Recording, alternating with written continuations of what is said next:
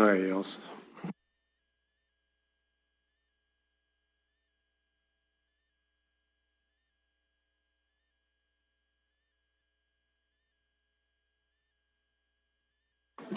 Good afternoon, ladies and gentlemen. I'd like to call the 8th meeting of the Planning Environment Committee to order.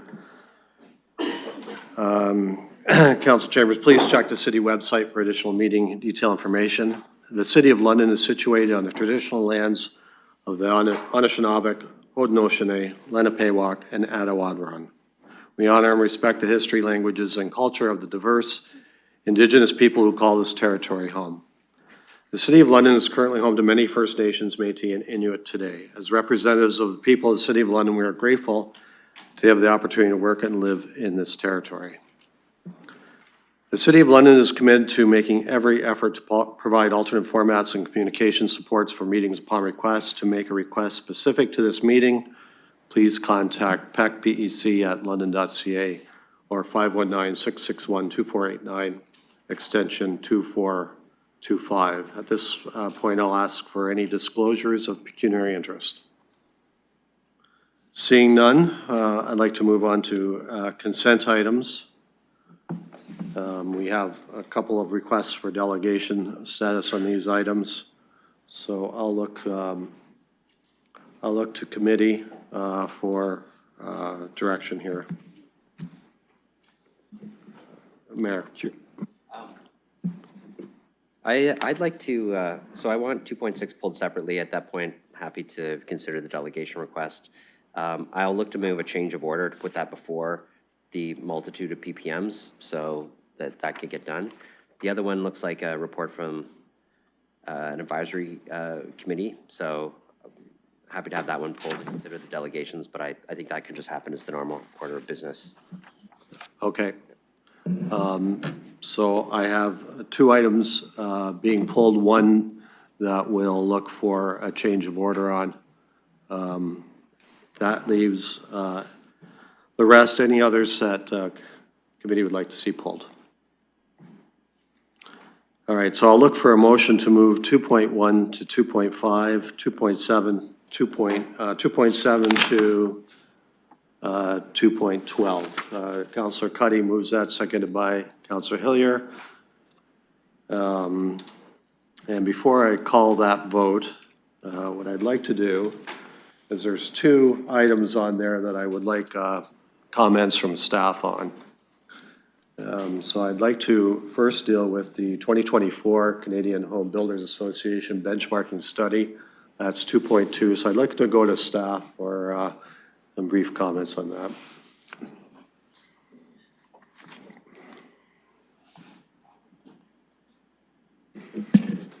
Through the chair, just want to briefly give you some background on the work that we've been doing and the very good results that we've seen from the Canadian Home Builders Association benchmarking study.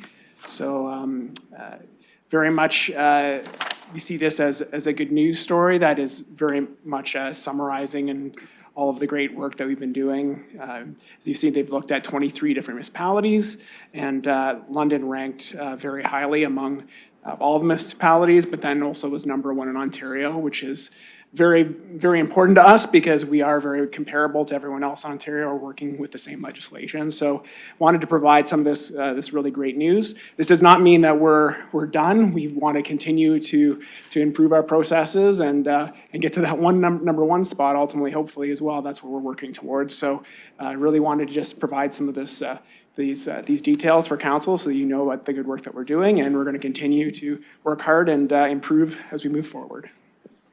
So just on this particular item, are there any comments or questions for staff before we move on to the other consent items?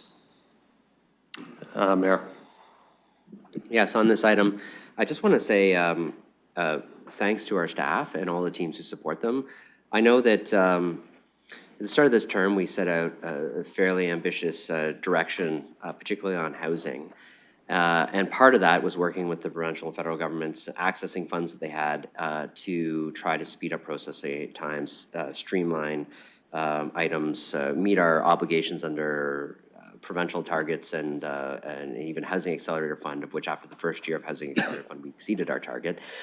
You know, that doesn't just happen with the direction that council sets or the work of the planning committee, but obviously the work of Mr. Mathers and the staff teams and the wider staff team at the City of London kind of pulling together to think about doing things differently, consulting with industry and the public, and modernizing processes. And so I just wanted to, Mr. Mathers, back to your team, say thank you for the work you've done. I get to go at the end of the month to chair the Big City Mayors meeting of the 23 largest cities. So I might not talk too much to Edmonton and Halifax about our numbers, but everybody else who we beat will certainly be talking housing, and it continues to be an important topic, in housing affordability for the mayors across the country. So it's nice to be showing a leadership, particularly in the province of Ontario, on a number of these items. So thanks to you and your staff teams for the work you've done to get us there.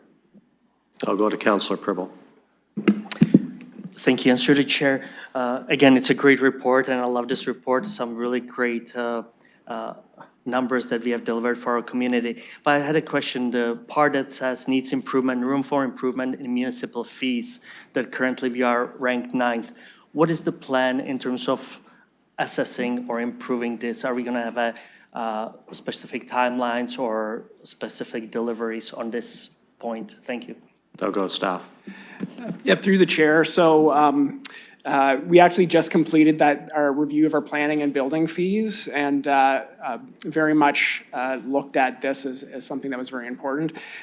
One of the most significant items when you look at these fees and how we were compared across Canada is how the actual the way that fees are charged, and specifically development charges, are used within different provinces. So different municipalities and different provinces have different regimes for how they develop their fees, and the development charge piece is the most significant amount of the fee that has an impact on our rating and our ranking. So in Ontario, we compare extremely well. It's just when you compare to other provinces that don't have the same development charges regimes, then it's almost comparing apples to oranges, so it's a little bit more difficult. But the good news is that we have done a lot of work at reviewing our fees, and we are very comparable. And then even moving forward, we're going to be even more mindful about looking at housing affordability, and that's something that we've heard from the Home Builders Association and LDI as far as having that as a focus moving forward. So you're going to see that in upcoming reports as well. Councillor. Thank you, and again, thank you and to the entire team for these figures, numbers, matrix. Very positive. Thank you. Any other comments from committee or questions regarding this particular consent item? The committee would permit me just a quick comment from the chair. Terrific to see this report. I'm glad to see it's highlighted here. It's important that this is brought out. I just want to highlight 2 items amongst the number, quite a few actually, of terrific stats. One is that London had the fastest site plan and development permit approval timelines in Canada. The second item is London saw a major improvement in residential development approval timelines in the 2022 study. It took an average of 10 months for approval. In the 24 study, that has improved to an average of 4.6 months. Just tremendous work for your team. Thank you very much. I was encouraged to hear Mr. Mathers say that the work is not finished. I know you're working on a number of initiatives, including a technology, to help us become even more efficient and quicker to market so that we can get houses built. So great work. Okay, there's another item that I would like comments from staff on, and that is 2.7. This is regarding the Housing Accelerator Fund. So again, I'll go to you, Mr. Mathers, for your comments on that. Through the chair. So what we have here is just, there was, of course, a very exciting announcement recently related to additional funding for the City of London and our Housing Accelerator Fund initiatives. So there is a series of additional funding that we're setting out in this report of what we're going to be looking at building on some of our successful projects. And I'm going to just allow Mike McCauley here to just provide a little bit of background on some of those programs that are laid out in the report. Thank you. Through the chair, in follow-up to the announcement made recently in March, London has successfully received additional funding through the federal government's Housing Accelerator Fund. As one of the first municipalities to receive funding through HAF, London was provided the opportunity to apply for additional initiatives furthering our housing goals.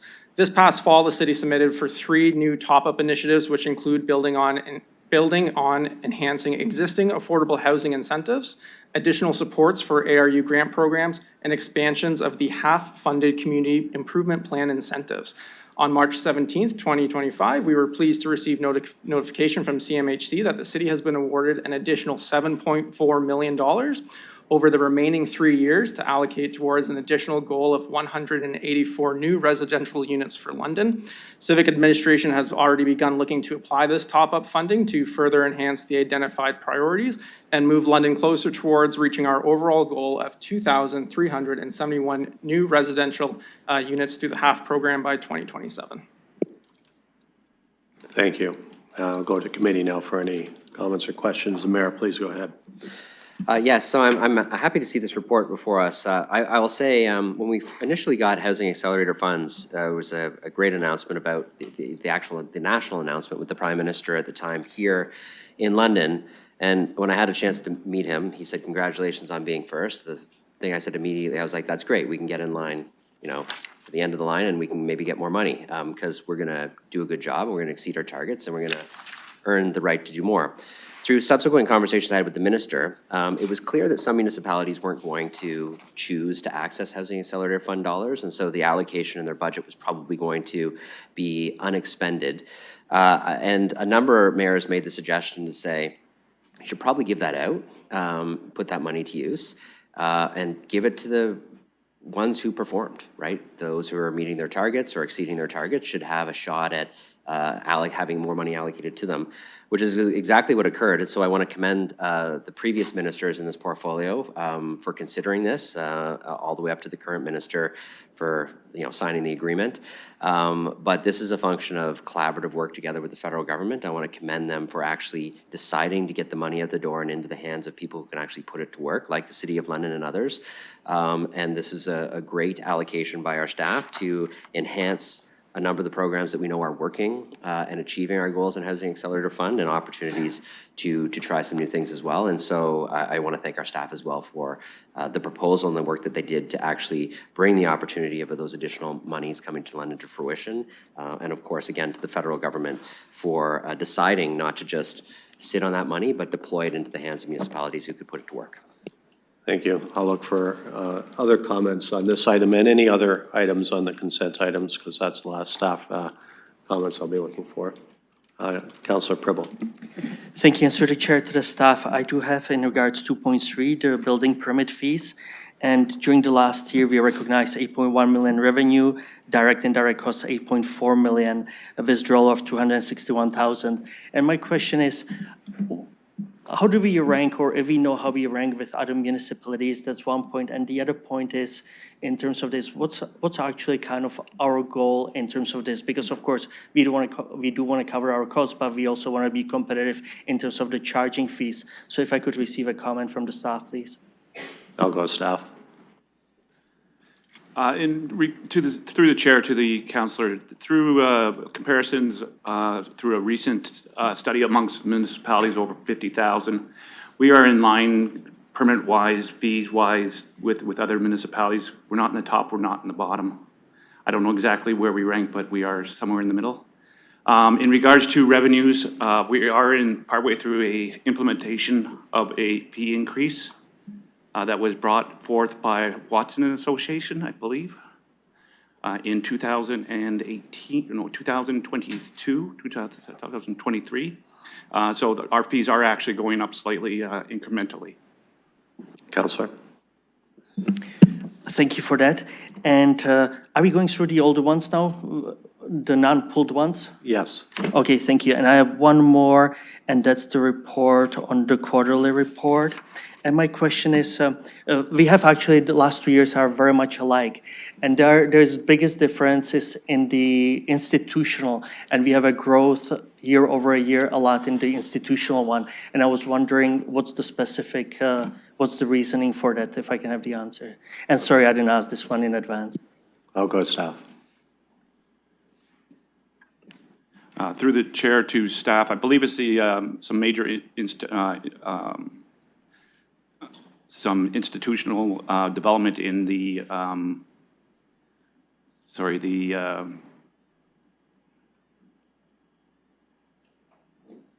industrial park, sorry. So there's some major development in those areas.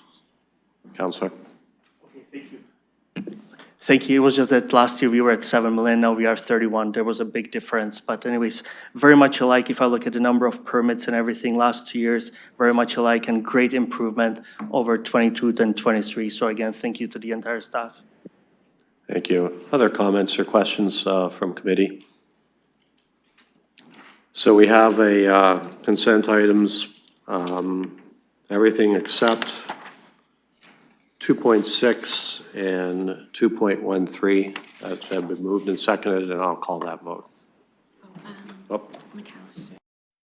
Councilor McAllister, you indicated before. Please go ahead. Thank you, and through the chair, I appreciate it. I'm just a visiting member to this committee, but I did just want to speak briefly on 2.12, which I believe is part of this consent package right now. I know this was on the added agenda, but this is the surplus school sites expression of interest for the former Weeble Adult Education Center, which does fall in Ward 1. I would like to say, Ward 1 does express the interest, and I would encourage my colleagues to likewise endorse this.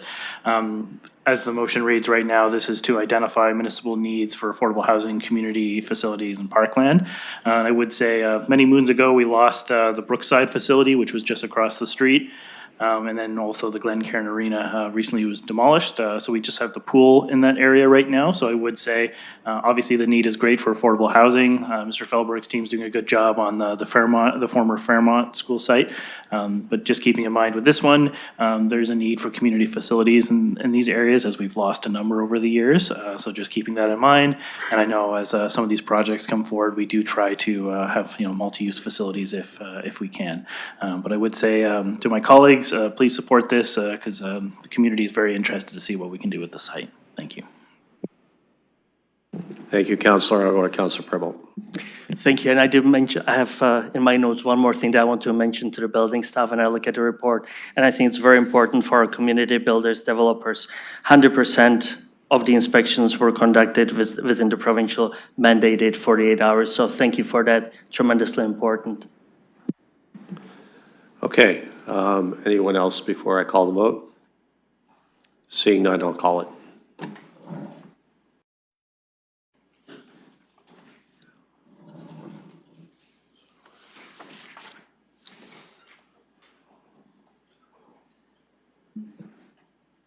Closing the vote, the motion carries 5-0. Okay. We have two items pulled, 2.6 and 2.13. 2.16, the mayor, you pulled this one. Do you have any direction you'd like committee to consider? Well, I think given these two delegations were in the consent items and unable to be scheduled, and I believe the individuals are here who sought delegation status, can I ask committee to consider a change of order to have 2.6 and 2.13 dealt with now rather than at the end of the 8 PPMs? I'd like to move that. Okay, yeah, as is our order of business, any consent items pulled, we move to the end of the agenda, given the reasons expressed by the mayor. So I understand you're moving that request. Mayor and Councillor Hillier is seconding it. Before I call the vote, I'll just look for any comments or questions. Seeing none, then we'll call that.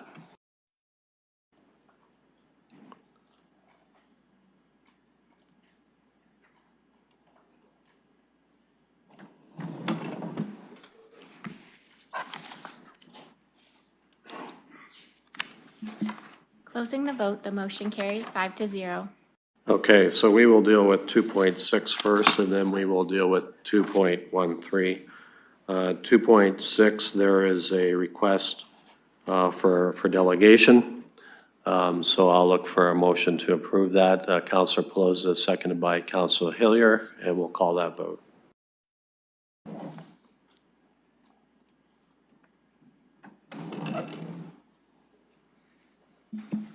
Closing the vote, the motion carries 5-0. So thank you. If the delegates are here, I invite you to the mic, and if you could give us your name, and you have 5 minutes. Thank you very much for allowing me to speak today. My name is Ed Vandermerle, and I'm partner and principal heritage architect with A+ Link. We're a sub-consultant to Rimkus Building Envelope, and our client is Canada Life, located right across the street. I'm here to speak today about the window replacement project of that building at 255 Dufferin, mainly the facade windows. And there has been no disagreement in replacement for like windows on the facades of Dufferin, Wellington, and Queen Street. And I think we all have come to agreement in terms of those windows. As well as the south facade wraps around to the southeast, we are also in agreement with like window replacement there. And this project has come about because of a dire need for structural changes. These windows were actually falling apart and falling out. And second of all, Canada Life is looking to achieve their net zero carbon neutral goals of 2050. And therefore, Rimkus was invited to put together a plan to meet those goals and meet our carbon neutral guidelines. What we're looking for is some leniency on the east facade, which is a half a block away from Clarence Street.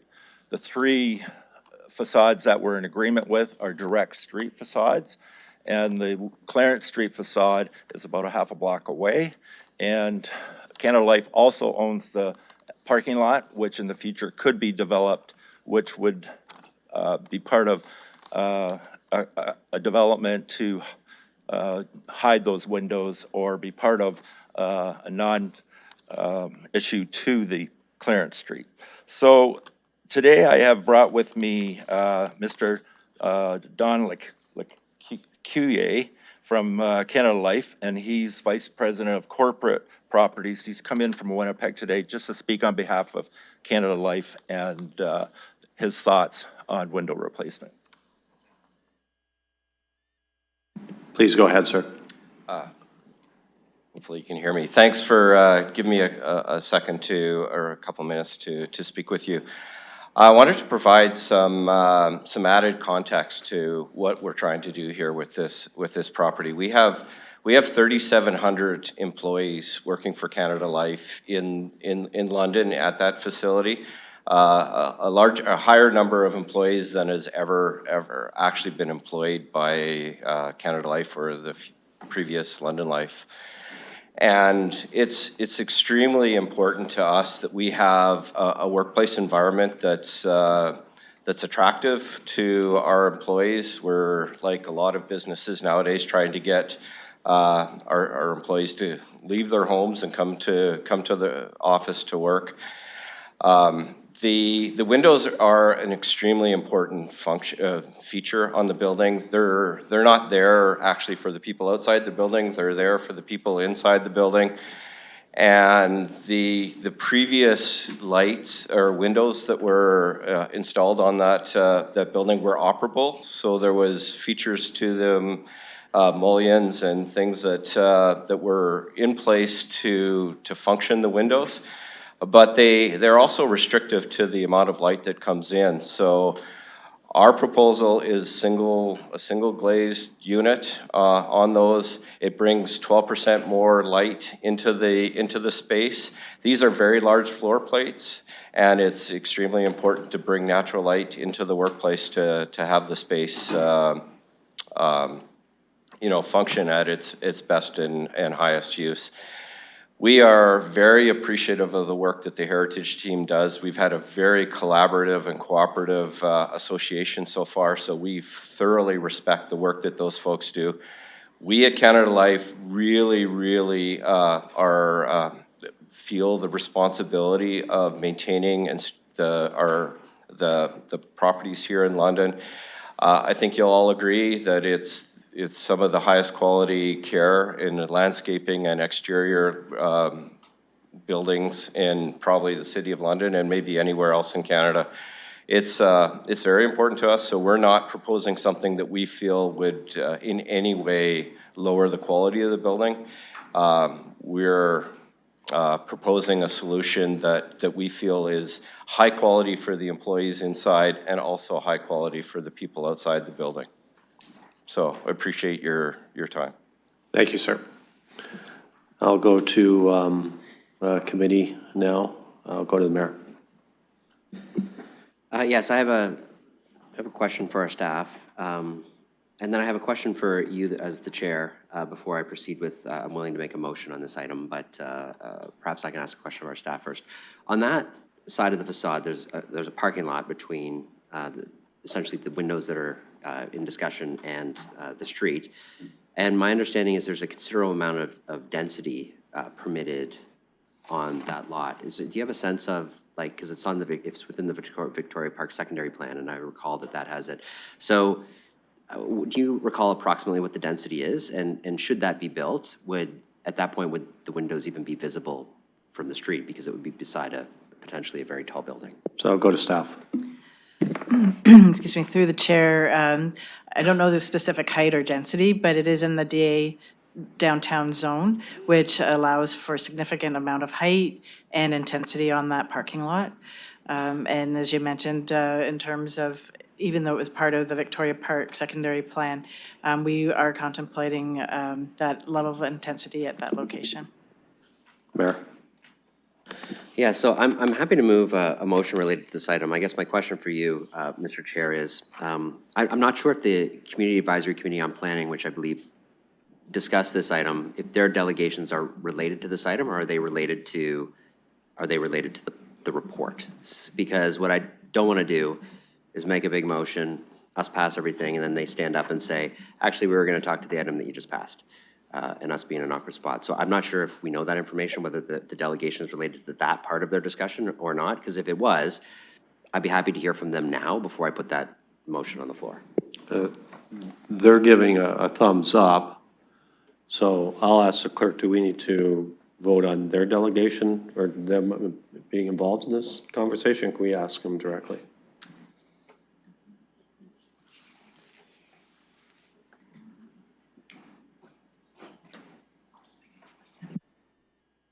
I'm just going to say, notwithstanding the procedure bylaw, I'm willing to make a motion to hear the delegations from the Community Advisory on Planning now, given they both indicated their delegations are related to the item that we're about to put on the floor. Okay. Yeah, we can hear their portion on this item, and then if they want to speak on their report afterwards, that's fine. Okay, so we got a motion to accept the delegate. Do I have a seconder? Councillor Cuddy, and we'll call that vote.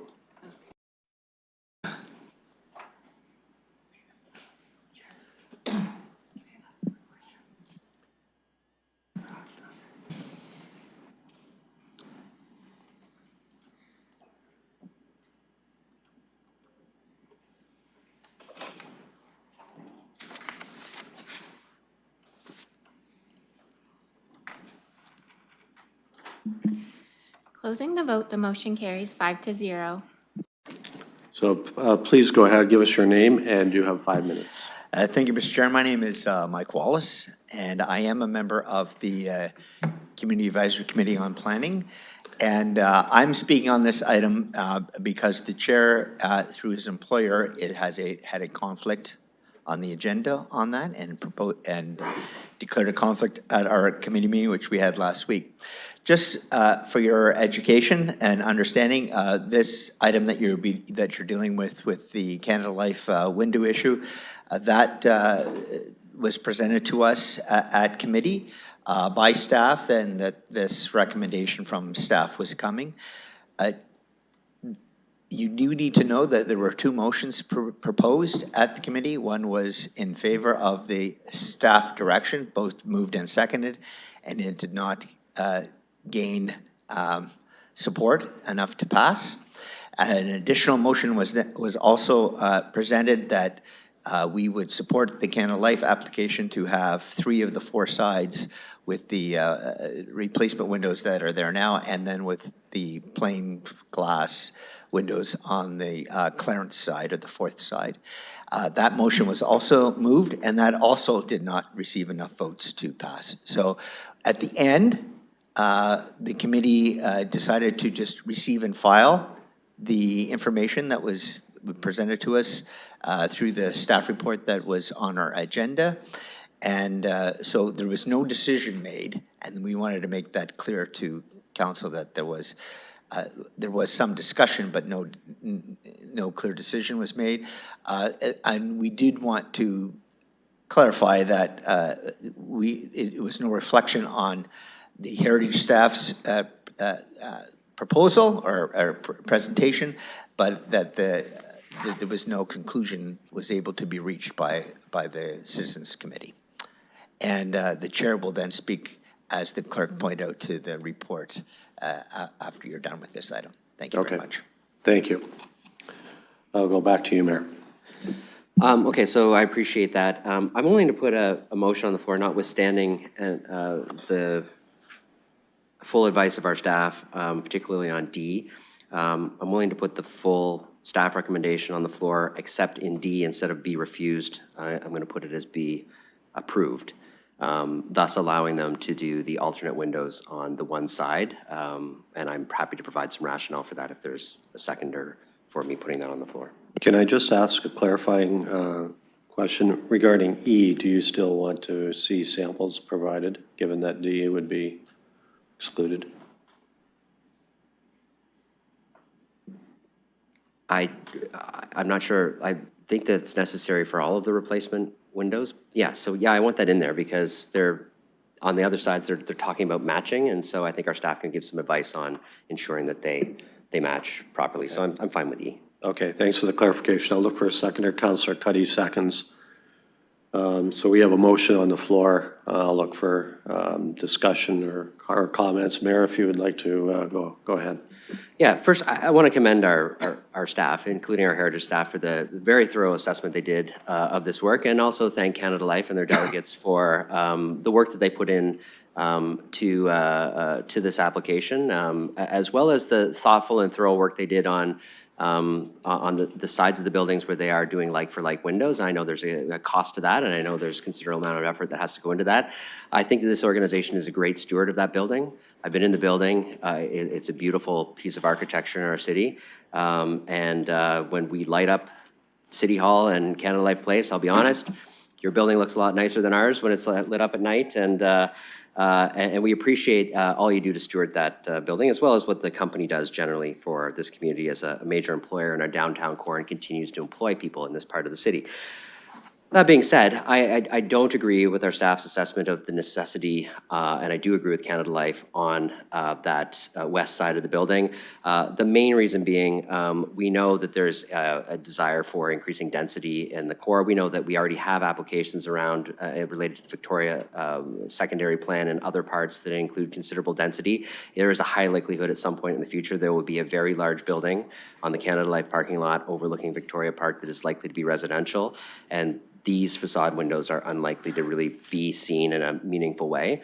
And so in an effort to help them achieve their goals and with a level of cost containment, in particular their GHG goals by 2050, I'm happy to put the motion on the floor and support their desire to use the alternate windows on that side.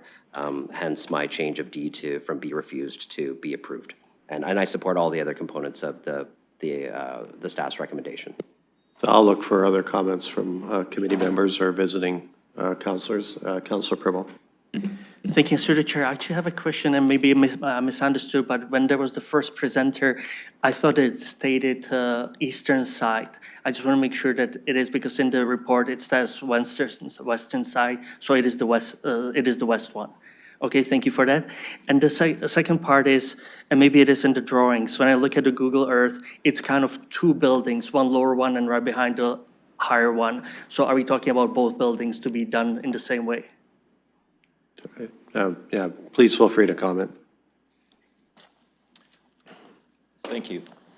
There's actually 4 buildings in total, but to simplify, the west side Clarence Street facade will all be complemented in a consistent single vision window. Does that answer your question? It certainly does. Thank you. I'll go to Councilor Ferrer. Thank you, Chair. Thank you for recognizing me. I'm a visiting member of the committee. I'm not a standing member. I obviously have some interest here. It's in the ward, and I used to work at Canada Life myself. For some of you that might know, I worked there for several years. I think it was a few.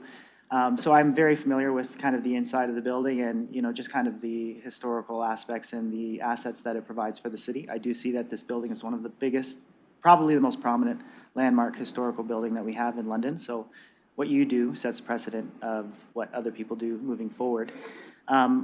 I was also, I guess, I also worked on that side in building number 3, I believe it was, if I'm looking at the map correctly. So I do understand just the lighting that comes in, and I did hear the delegates were speaking to that. And I do hear the comments, I guess, from the mayor with that, with the potential development, which I don't believe we've seen any formal application yet for any type of development in that parking lot. But with the Victoria Park secondary plan, you do have quite a bit of ability to provide some density there. But I just wanted to know if I did hear a comment about extra lighting. I think it was like 12% extra lighting if we don't have the windows like for like on that side. With the development there, I just wanted to kind of understand the lighting aspect for employees in the building. Like if we do have a development there, will that lighting be hindered or impaired if we're moving towards the windows as they are right now, not being like for like? Please go ahead.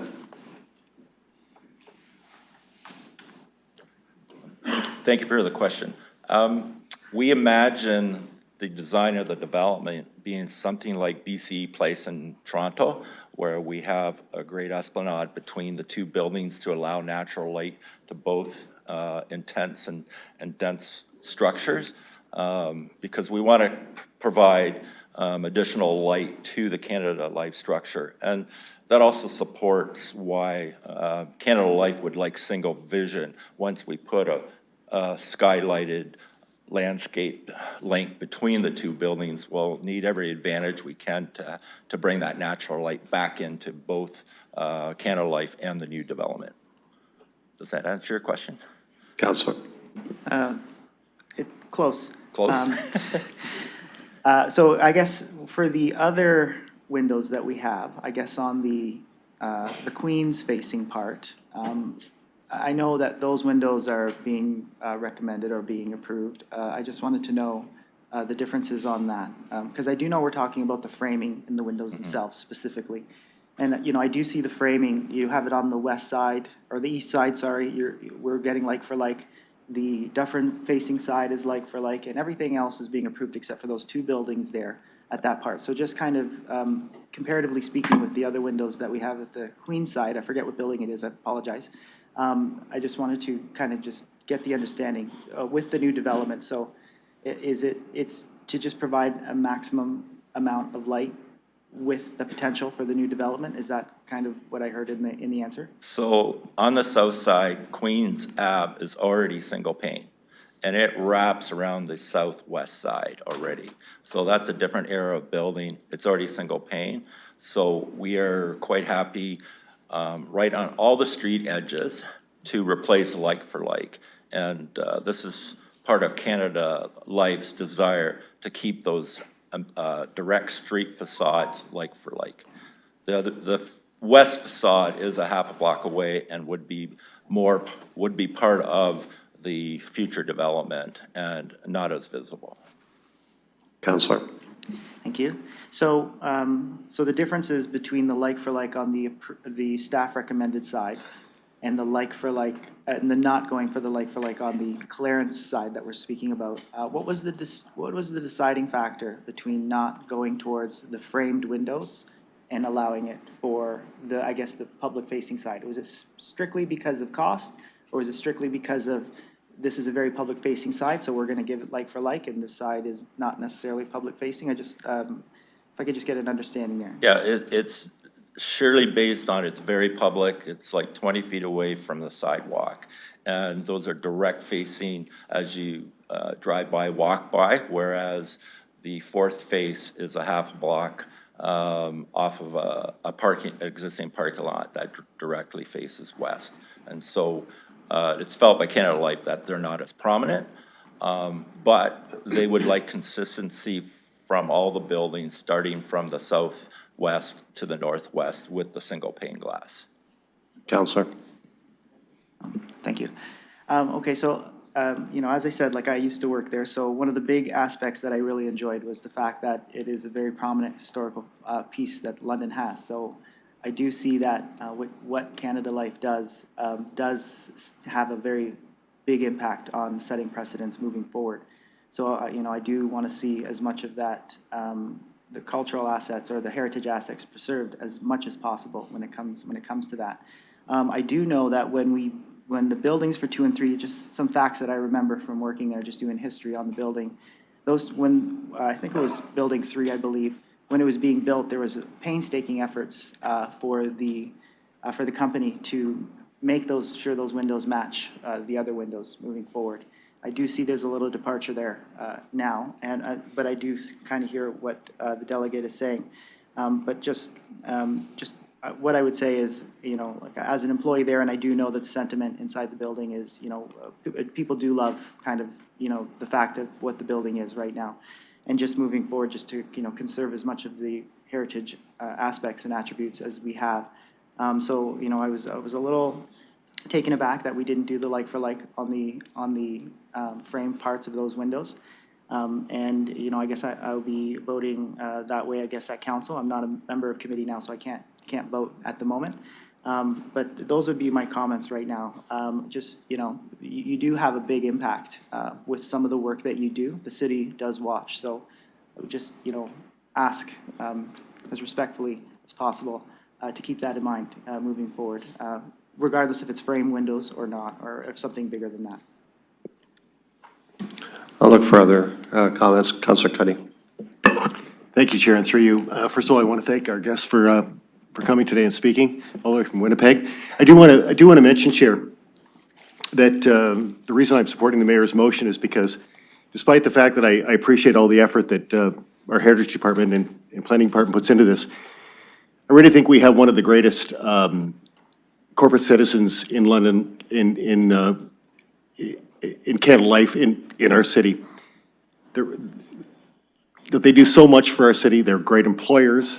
And one of the things they have is we sometimes forget, it's a full city block that building or those 4 buildings are on at great cost, and they maintain it and maintain it beautifully. And I appreciate the fact they've gone to great effort, Chair, to restore the windows as best they can and to build new ones that are as close to you know, to what we want for the city.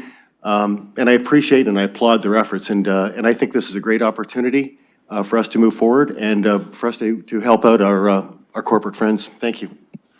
Thank you. Other comments or questions from committee or visiting councilors? I'll ask Councillor Pelosi to take the chair, please. I'd like to make a comment. Thank you. I have the chair recognizing Councillor Lehman. Thank you. Yeah, I'll echo Councillor Cuddy and the comments made earlier. This is an iconic building in London. We look at things from a heritage aspect for the physical presence of the building, but this is a heritage company and a company of itself, an organization with London Life being a big part of the history of London. We're fortunate in having a corporation that besides being our biggest employer downtown with 3,700 employees, as we heard, is also a very good corporate community member. We've heard that they are a carbon neutral footprint, which they strive for. And I think they've cared very dearly about the heritage aspect of their building. I know I've been inside. I've spoken to many over the years that work for Canada Life and for London Life. And that's a big, they take pride in the position that they take in London. And I think we can just see it from the exterior, than the care that is taken. When we talk about heritage, it's always a balancing feature. We want to preserve the things that are important for historical purposes, for aesthetics, but we also have to balance that with the reality. And I think in this particular case, they see the balance for the work-life aspect of their employees as important enough to make this change, to make a better work environment for their staff, for the 3,700 that work in that building every day. So I'm fully supportive of the mayor's motion, and I want to thank, this is my opportunity to thank Canada Life for being that corporate citizen. We appreciate it. We appreciate the employment you bring to our city and the responsibility that you take in all aspects in your position as leaders in our community from the corporate side. So just thank you for that opportunity to say that while you're here, because you're not here that often. So those are my comments, Presiding Chair. Thank you. That used up 2 minutes and 30 seconds. Looking to see if there's other speakers. I don't see any. I'll return the chair to you. With no speakers being noted, should you wish to call the question. Thank you. We've got a motion moved and seconded. One last look around to see if there's anyone else that'd like to speak. I'll call the vote.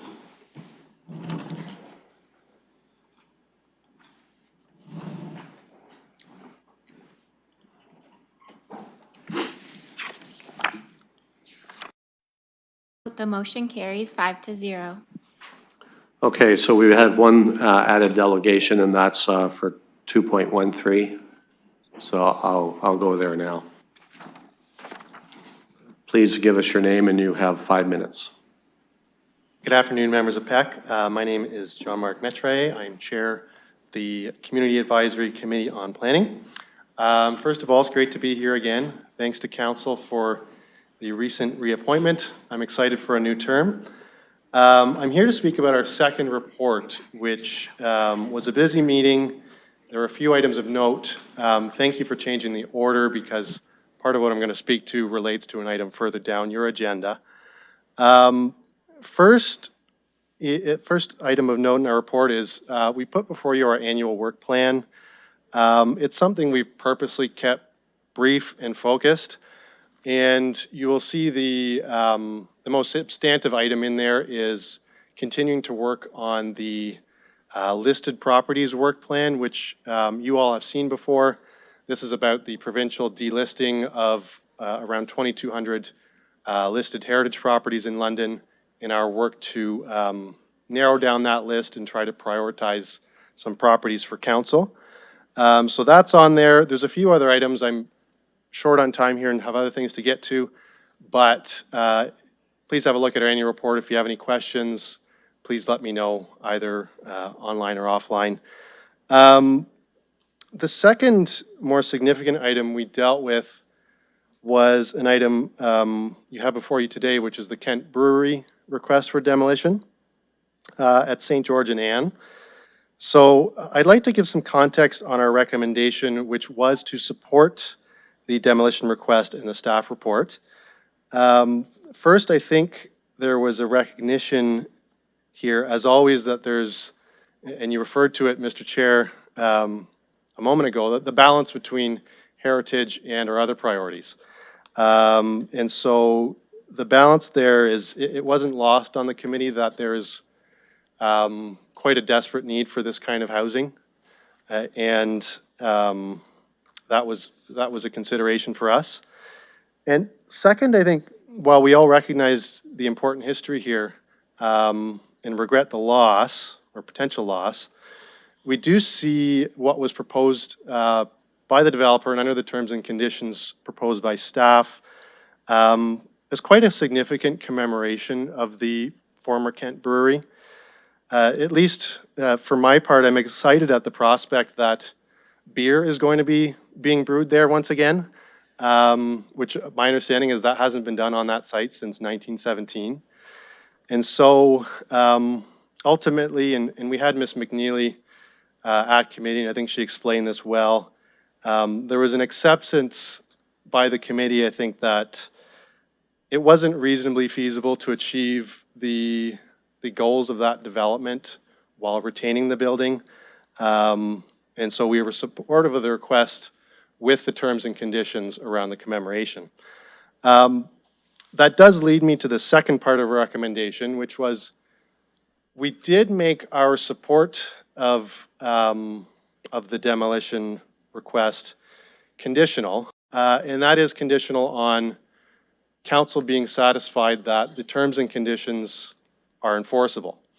And so we worry, as always, that the developer promises certain things and after the demolition request is granted, those things aren't followed through. And of particular, I guess, consideration for us was the fact that the developer has an outstanding OLT appeal. And, you know, on the one hand, they're saying here are all these great things we're going to do for commemoration and continued heritage of the property, but at the same time, they're appealing designation. So that was a bit of a concern for us. And we did, again, get a good answer from Ms. McNeely about the other planning mechanisms in place. Notwithstanding the OLT appeal, that she believes the city will be able to enforce the terms and conditions of this request should it be granted. And so that's not to say it's a massive worry, but I just wanted to flag that as something we thought council should be mindful of. The last point I'll make as an aside, and I think it's an important one, is there was a question raised at committee.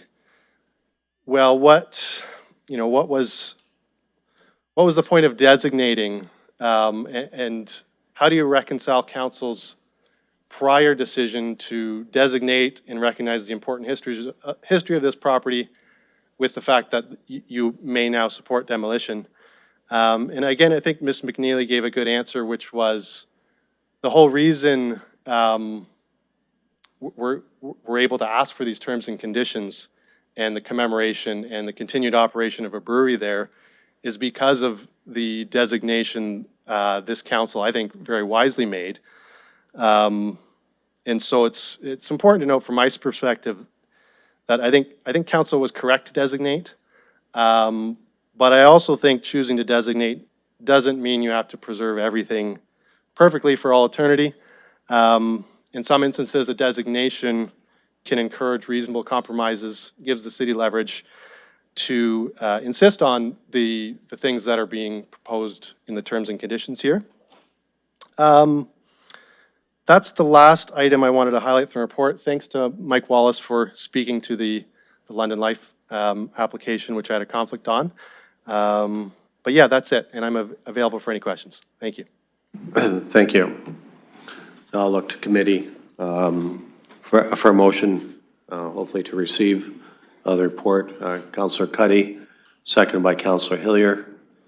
Any comments or questions? Seeing none, we'll call the vote.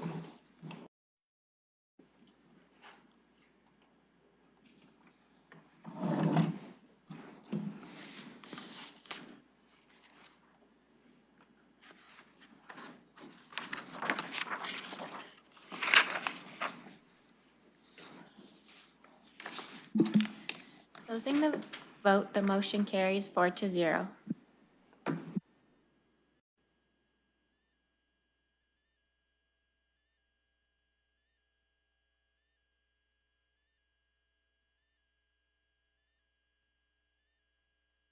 Okay, moving on to scheduled items, just to let the committee know that the mayor had to step out to take a call. He'll be rejoining the meeting shortly.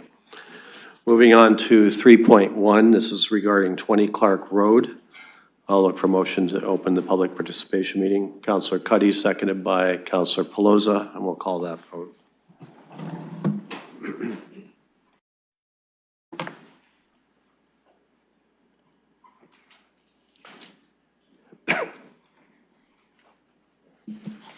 Closing the vote, the motion carries 4-0. Thank you. Any questions of a technical nature for staff at this time? Councillor Pelosa. Sorry, just that last vote. Did it record that the mayor was recused versus absent? He'll be returning. Yeah, I'm saying, I think the vote on the screen showed that he recused himself versus noting he was absent. Oh, Okay, thank you. That was it, just administrative. thank you. I'll let the clerk police those matters. Okay, any questions of technical nature for staff? If not, then I'll look for the applicant. If the applicant would like to address the committee, please, ma'am, you have 5 minutes. If you could give us your name, that'd be great. Yes, good afternoon, staff, council, and members of the public here in attendance this afternoon. My name is Caitlin Crowley, Senior Planner with Zelenka Priamo. I am here as the authorized agent on behalf of the ownership group for this property at 20 Clark Road. I would first like to thank city staff, Raven and Michael, for their work on this file. I have read the staff report and believe it does provide a good summary of the intent and purpose of the proposed draft plan of subdivision and zoning bylaw amendment, which does propose a total of 3 residential townhouse blocks, in addition to 2 street connections or extensions of Purcell Drive and Frederick Crescent. And then there is also a remnant piece of the property which fronts onto Clark Road, which is proposed for future development. Development of that specific block fronting on Clark Road has not been determined at this stage. So we are proposing that that portion of the subject lands be rezoned to an urban reserve zone until such a time as development can be proposed on that portion of the property. So as I said, I read the staff recommendation. I agree with staff's report and their recommendation and their suggested conditions. In discussion with staff, the applicant is working towards a compensation plan in order to support the removal of the trees on site and replace them on another property within the same watershed or subwatershed as noted in the conditions. It is understood that this will be a condition of the draft plan of subdivision as well as provided as a holding provision within the zoning. So I have also read the provided letters from different abutting property owners. So some of their comments were revolved around the removal of the wooded area on the property. So as previously stated, we are working on a compensation plan for that in order to replace any tree removals. We are also, hopefully seeking to maintain some of the boundary trees on the subject lands in order to maintain that kind of privacy screening. So that'll be further refined through the site plan approval process, specifically for Block 3.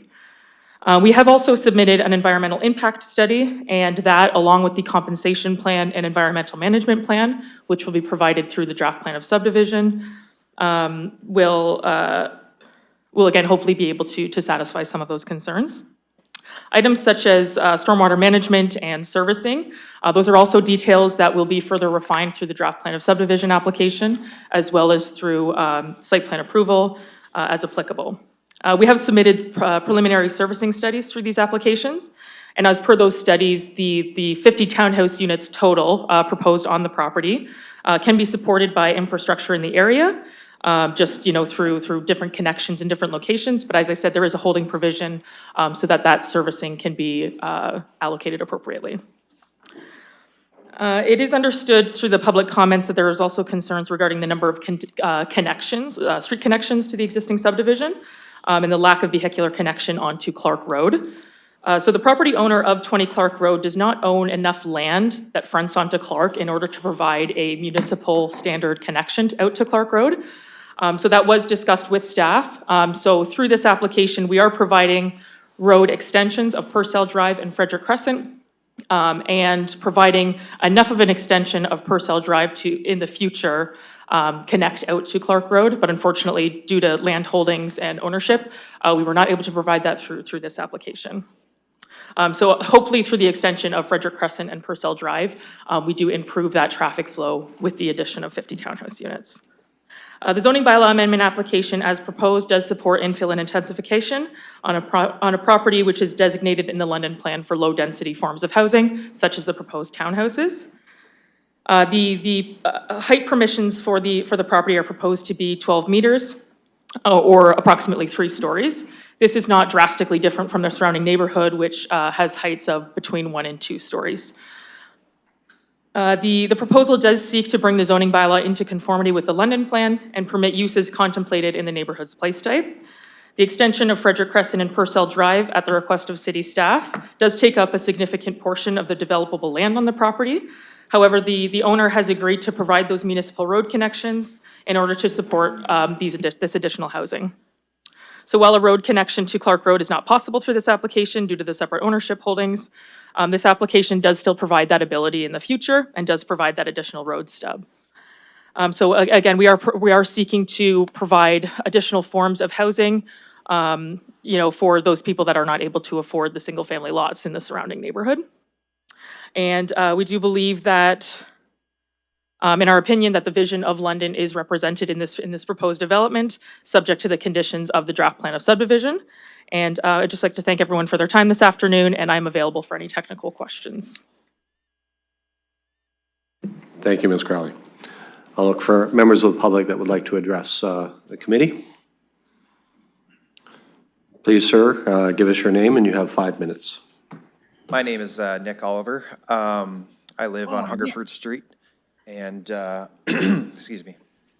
I'm glad to hear that they're going to keep some of the trees along the property line to provide privacy. I'm sad to see that the actual woodland's going to be demolished, but my biggest concern is I appreciate that she says there's not enough room to provide an entrance onto Clark Road, but in the original build, there's only one side of the street you can park on already because the street's so narrow. And with the additional 50 units, and if there's only single driveways they can park on, I could foresee overflow onto our streets, clogging them up, plus the extra population of 50 units. There'll be parking problems, there'll be traffic problems, kids play on our streets, and it'll be way busier than if they could just go on to Clark Road. The other problem we worry about is like a lot of neighborhoods along Hungerford, like we have flooding in our backyard, and we're worried that when they build, they'll build up and then we'll end up with more flooding in the future. And then I'd like to hear if anyone could provide, like, if they end up with Purcell and Frederick being those entrances, some sort of traffic mitigation like speed bumps or any other things you guys could offer to help protect the kids in the community when they're crossing the street to get to the park and whatnot. And that's about it. Thank you. Thank you. I'll look for our next speaker. Please, ma'am, give us your name, and you have 5 minutes. Good afternoon. My name is Diane Litt, and I live at 293 Hungerford Street. Just a preliminary comment sitting through the meeting today. There seemed to be lots of discussion today comparing London to other communities, like it's a competition to see who can build the most properties. I find that quite disturbing, actually, and would ask councillors to think about internally the constituents of London as opposed to worrying about what's happening in other cities in Ontario. Specific to this item, I guess it's a rhetorical question, being why do you think it's okay to devalue and degrade the living situation of existing constituents by developing a property such as what's proposed on this piece of land? I have lived at my house for 13 years. When I first moved in, part of the property was designated as environmentally sensitive. I appreciate that the Ontario government may have made changes to those designations that support a development such as the one being proposed.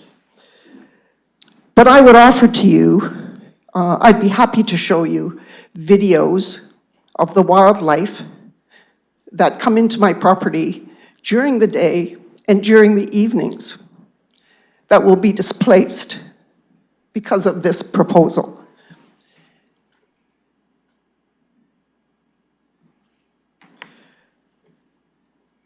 And another concern that I have is around the specific piece of property being a green space. The ambiance of my property will be changed significantly. When I moved in, I had been diagnosed with general anxiety disorder, which, upon hearing about this proposal, has triggered those symptoms again. This proposal will preclude me from sitting outside, enjoying the birds and the ambiance in my backyard. I don't think that's okay. There are other properties in London. If we're so hell-bent on providing housing, there's an eyesore on the corner of Gore and Hamilton Road within this area. There's a McCormick property that I'm not sure if that's being looked at in terms of being torn down or refurbished to provide housing. Also, I want council to understand that the properties that are going to be impacted, we are not low-income people. The properties in this area, if you check real estate listings, sell on average for $700,000 per home.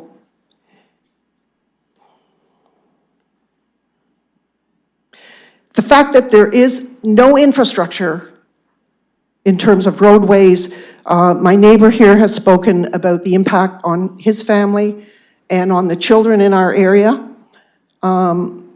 Surely to heavens, councillors, you can find other pieces and parcels of land in London that will have less impact on existing community to develop. I appreciate you listening to me today, and I hope you take these comments under advisement. Thank you. Thank you, Ms. Litt. I'll look for the next speaker.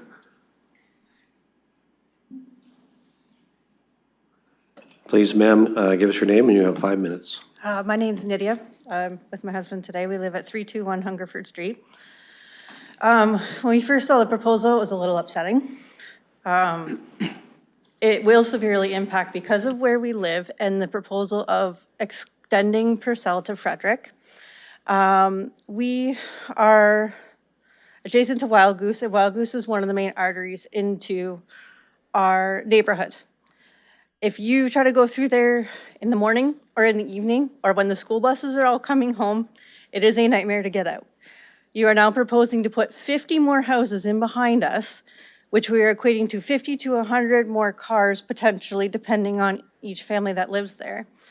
We're talking more school buses, we're talking more traffic in an area that we already have trouble getting out. Not to mention down Hamilton Road, where all those new communities and everything are being built, has also added to the increased traffic in the area. And Hamilton Commissioners, I'm sorry, is a horrible intersection. I was in a pretty severe accident there a couple years ago. I got hit from behind. Somebody was going around onto the shoulder and hit me pretty severely in the front end, demolishing my car. And I go that way every day to go to work. I come that way every day to go home. It is not a good intersection, and we are talking about adding more vehicles, more traffic, everything coming through. I don't think, unless something is done, we can't handle more houses in that area. And again, not having an entrance out to Clark Road is a huge issue, because they're all going to end up coming down our street, or they're going to be taking Wild Goose. They're not going to go down to Baxter, because that's a further way you have to go. If you're going to go up and around all the way, I wouldn't want to go that way home. So it's going to severely impact it. And we already have about 6 or 7 buses that come through our neighborhood at the moment. And we have a huge backlog in the morning. So if you're talking 50 more families, and if each family has 2 to 3 children or even 1 child, we have to add that many more buses. You know, they've closed the school on Hamilton Road. Like, we're busing our kids to Tweedsmuir. We can't support it, especially in our little neighborhood. So I'm just a little concerned about all that. I hope that's something that you will look into if we do go forward with this. And thank you. Thank you. I'll look for the next speaker. Please, ma'am, give us your name and you have 5 minutes. So good afternoon, committee members. Thank you for the opportunity to speak today. My name is Gina Capello, a concerned resident of Clark Road. I am here regarding the proposed subdivision at 20 Clark Road. While I understand that the need for thoughtful growth within our city, I believe the current amendments require further study to ensure responsible development that protects both our environment and our community. My first concern is regarding environmental impact and woodland loss. The proposed site is currently a densely treed wildlife habitat that supports a rich ecosystem. While an environmental impact study was completed and staff recommended a holding provision with compensation for lost woodland functions, I am concerned of the effectiveness of this provision.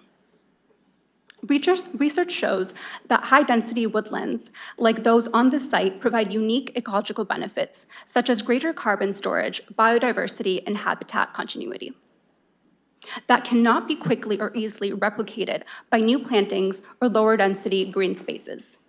Even if replacement plantings are feasible, it would take decades for them to support the same level of wildlife, resulting in both immediate and long-term ecological loss. Furthermore, the site borders Upper Thames River Conservation Authority regulated lands, yet it appears the authority has not been formally consulted. Their input is essential to ensure the development respects this sensitive environmental area. I urge the committee to require formal consultation with the Conservation Authority and reconsider the adequacy of the current holding provision before moving forward. Second, stormwater management and grading concerns. The London Plan states that new development should minimize the mitigate impacts on adjacent properties. The geotechnical report for the site notes significant elevation differences between the proposed development and existing homes, including mine and those of many of my neighbors. However, detailed grading and drainage plans are not yet available, making it unclear how stormwater runoff will be managed.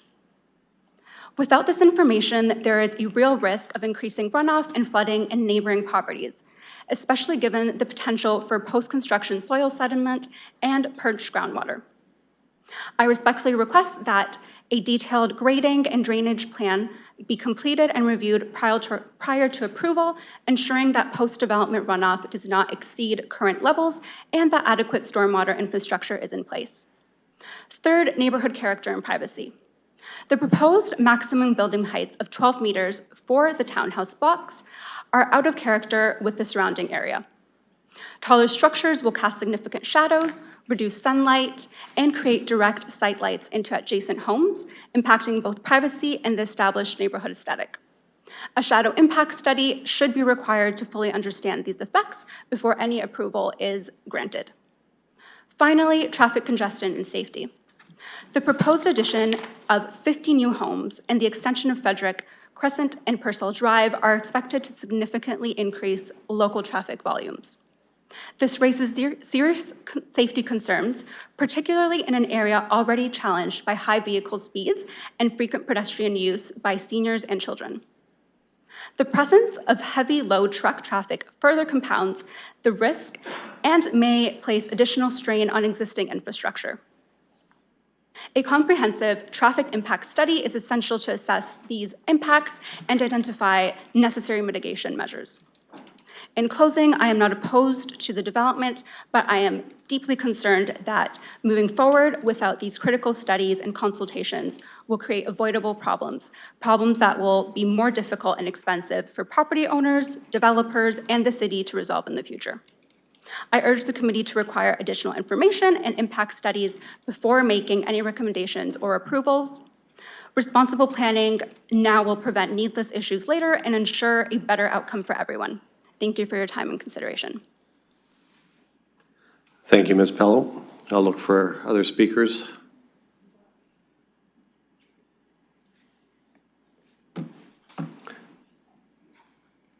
Please, ma'am, give us your name and you have 5 minutes. Susan Rasmussen. I'm from 10 Clark Road, and the family has owned the property there for 65 years. We are the only people on the stretch from Pension Lane to Hamilton Road who do not have storm sewers or sanitary sewers. And my biggest concern, and will be sad to see our wildlife leave, is that the water table there is so high And right now, while they're renovating the Enviro Depot on Clark Road, just a couple doors up, they were excavating there, and a friend of ours that was working there, you go down 4 feet and you hit water. When we had to dig around our home to dimple membrane the home, you go down 3 feet and you hit water. So they're going to have fun when they start digging. But when the subdivision is built back behind Clark Road, our flooding was terrible and has been ever since as well. It's gotten worse. It's always been bad. So I guess my biggest concern is the water drainage and what they're going to do with the water that comes from that high water table. Thank you, ma'am. I'll look for the next speaker. Please, sir, give us your name. You have 5 minutes. Thank you very much. I am a Gurnam Singh from Clark Road, 6 Clark Road. I have one question, like we have 7 houses in the line, and backside they are doing new construction. And everybody paid the taxes for the city, but we have the issue in the drainage system because we have the drainage line over there. We put everything in the septic tank, and everything is very old. So we need to rebuild it again. So what we can do, if they make the pipeline backside, and only we check the map, if they put the 20 to 40 feet pipe in our line, so 7 houses, we can connect with that, and we can save the environment. And second issue is that, like front side, Hamilton to Clark Road, they have the big Sikh temple. So many people going are like over there every day, day to night time. So they both sides, they have no space to walking.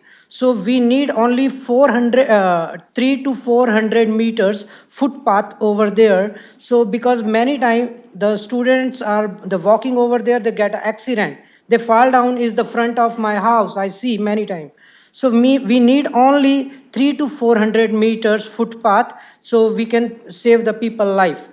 And thank you. Thank you. Look for the next speaker.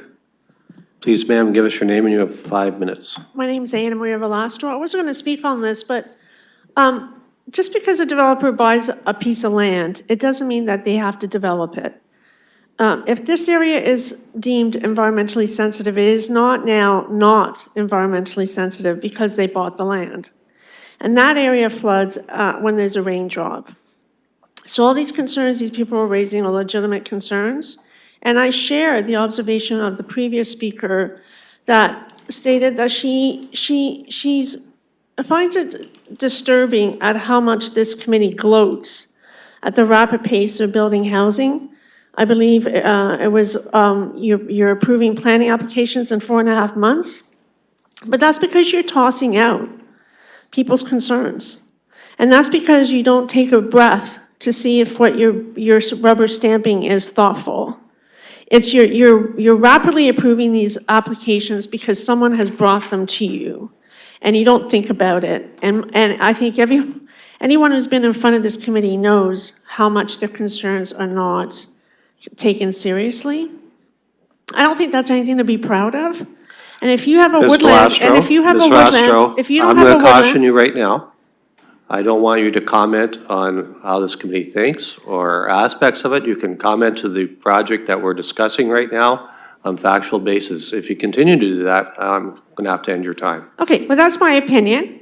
And I'd appreciate it if you would listen to what I'm saying. It's a shared opinion by a lot of people that come down here. And if you have woodlands, you shouldn't be cutting down your woodlands. We have hardly any woodlands left in this city. This city is hot. There's no shade. It's becoming increasingly a harsh place to live because you're rushing through applications that are not thoughtful. This area is an environmentally sensitive area. Just because they bought it and they brought an application in front of you, it doesn't mean it should be developed. Thank you. I'll look for the next speaker. Please, ma'am, give us your name. You have 5 minutes. My name is Jaspreet. I'm from 6 Clark Road, and in our backyard there's a big tree. I understand a lot of people, they like the nature and having the wildlife around them.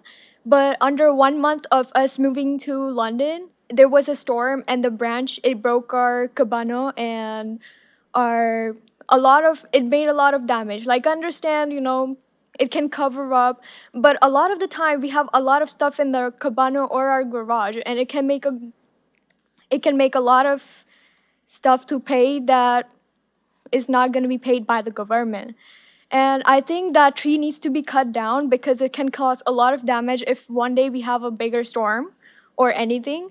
And one more thing is that sidewalks, because we don't have any sidewalks, and I have seen a lot of times it's kids and parents walking with their kids in the strollers or students walking back from home at night. Sometimes we can't really see the cars coming from the back or the front, and we can't really cross roads that easily. And there's also a hockey stadium right in front of my house. So it's hard for the students, the kids, the parents walking with strollers, old people or pregnant ladies. So I think we need sidewalks. Thank you. Thank you. I'll look for the next speaker. I'll ask the clerk if there's anyone online. Who is? Lisa, if you can hear us, please go ahead. You have 5 minutes. Can you hear me? I can hear you. Okay, great. My name's Lisa Gerard, and I live on Purcell Drive in the abutting neighborhood to the subject lands. I've submitted to the planning department more detailed criticism of the proposal, and I hope you'll look at that. But I'm going to add a couple of further points. Rand Development's proposal for rezoning 20 Clark Road states in its design goals 1.5 that they wish to provide a form of development compatible to the established residential area abutting the subject lands, and to make efficient use of the subject lands that are complementary to our existing neighborhood. While Rand Development's proposals for 9 rows of townhouses consisting of 50 units are neither compatible nor complementary to our neighborhood of single-family homes to the immediate east. Now, Rand Developments owns 1348 Hamilton Road, which will provide direct access from the subject lands to Hamilton Road. Likewise, they own Block 6, which was referred to by their representative, which is presently already a paved driveway providing direct access from the subject lands to Clark Road. So they already have access to this proposed lands without accessing our subdivision. We are opposed to the extension of Purcell Drive and Frederick Crescent into the subject lands, which will force integration of our established residential neighborhood into Rand Development's complex of medium-density townhouses, using our neighborhood streets to access these new builds needlessly. It already has 2 thoroughfares which it can access. It is not wanted by the homeowners who will be affected, and we are opposed on these points. The increased daily traffic flow is up to maybe 40% to and from the subject lands through our neighborhood. The young families, retirees, creates a dangerous risk to activities of daily living outdoors. Oh, and by the way, along the backyards of Purcell Drive from east to west, we have a watershed. The city allowed they allowed the build of in this subdivision of Frederick Street to the north of Purcell Drive at a much higher elevation, and has created a watershed from the west of Purcell Drive to the very east, making use of our backyards almost impossible in rainy season, which is, as you know, when the snow melts. This development will cause devaluation of our properties. It will result in the incongruity in housing between single-family homes and medium-density rows of townhouses. It will result in the reconfiguration of our neighborhood into Rand Development's concrete complex. It will result in turning our neighborhood into a 2-year construction site, facilitating the movement of construction equipment, vehicles, workers through our streets needlessly, even hampering the clearance of snow from streets during the winter. I've been through this before in my previous home, as workers line our streets with their vehicles. We do not wish to be incorporated into Rand Development's vision for our neighborhood. It is not our vision. We purchased our homes in a small, quiet family subdivision and oppose Rand Development's attempts to change and change the character of our environment for their personal financial gain. We may not be North London with the influences of big money talking, but we matter as much as any other London community. Our homeostasis matters just as much. Thank you. Thank you. I'll ask the clerk if there's another person online that wishes to address the committee. Vanessa, if you can hear me, you have 5 minutes. Please go ahead. Hi there. Can everybody hear me okay? We can. My name's Vanessa Warwick. I live on 305 Hungerford Street. I am a relative newcomer to the neighborhood as I only bought the property in 2022. And unfortunately, I did purchase at the end of the COVID boom. And so have maybe experienced a little bit of decrease in my property value. And now I'm looking at my backyard where I can see Clark Road, and I'm beginning to wonder how it's possible to fit 50 townhomes in such a small space. And I'm looking at a further decrease of my property value. And I really think that's going to happen to the entire neighborhood, which I feel is very unfair and sad. And I'd also like to speak to the Clark Road dump site. That the trees that we have there, I think, provide us a nice barrier from the amount of activity that goes on there and the potential to odor development from that dump site. And I think that it would be sad to see that the forest section that we have back there go. So I just want to put that out there and echo all the other sentiments of all the lovely people in our neighborhood that we are not in favor of this development. So thank you. Thank you. I'll ask clerk if there's anyone else online. No. I'll look to the gallery to see if there's anyone else that would like to address the committee. Seeing none, I'll look for a motion to close the PPM. Councillor Cuddy, seconded by Councillor Hilliard.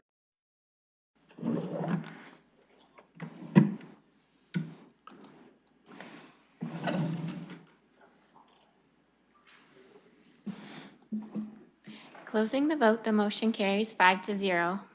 Okay, just before I go to committee, there was a couple of questions raised by people that spoke, primarily around flooding. Can I get staff to comment on the impact of the water table, the high water table, and flooding, both after the construction and during the construction, please? Through the chair, city standards require development such as this to be generally self-contained, using drainage swales, storm sewers, catch basins, to avoid impacts on neighboring properties. Staff don't anticipate impacts onto those neighboring properties as a result of stormwater flows. The grading and drainage design will be required as a condition of draft approval and will be reviewed by city staff prior to final approval of the subdivision. Okay, thank you. And traffic mitigation, there's some concerns raised about that. Where staff can comment from a traffic perspective. Through the chair, thank you for the question. We actually have some of our transportation colleagues online to be able to assist with that question.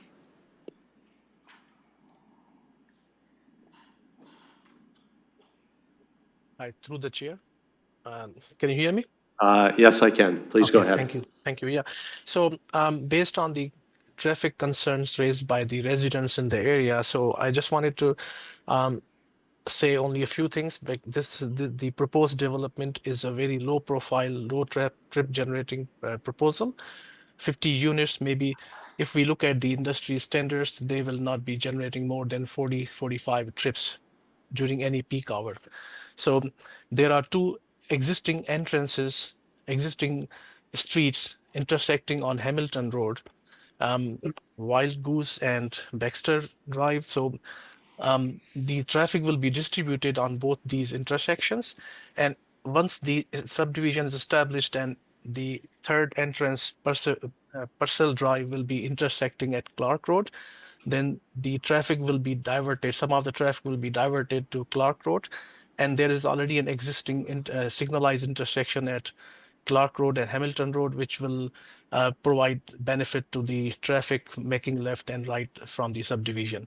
So regarding the traffic calming, which was also discussed as part of the plan of subdivision, we have a staff here for traffic calming. So we will see if any traffic calming measures is required on any of the subdivision streets, either extension or on the existing ones, to keep the activities safer, to keep the children safer within the subdivision. So in my opinion, this is very low trip generating subdivision. So there will be some impacts, of course, but it will be minor impacts. Thank you. There was a concern raised regarding footpaths and sidewalks. I would encourage you, sir, to follow that up with your counselor, as this is not, that's not part of this discussion for this particular project. Okay, I'll turn this over to committee now for discussion, motions, et cetera.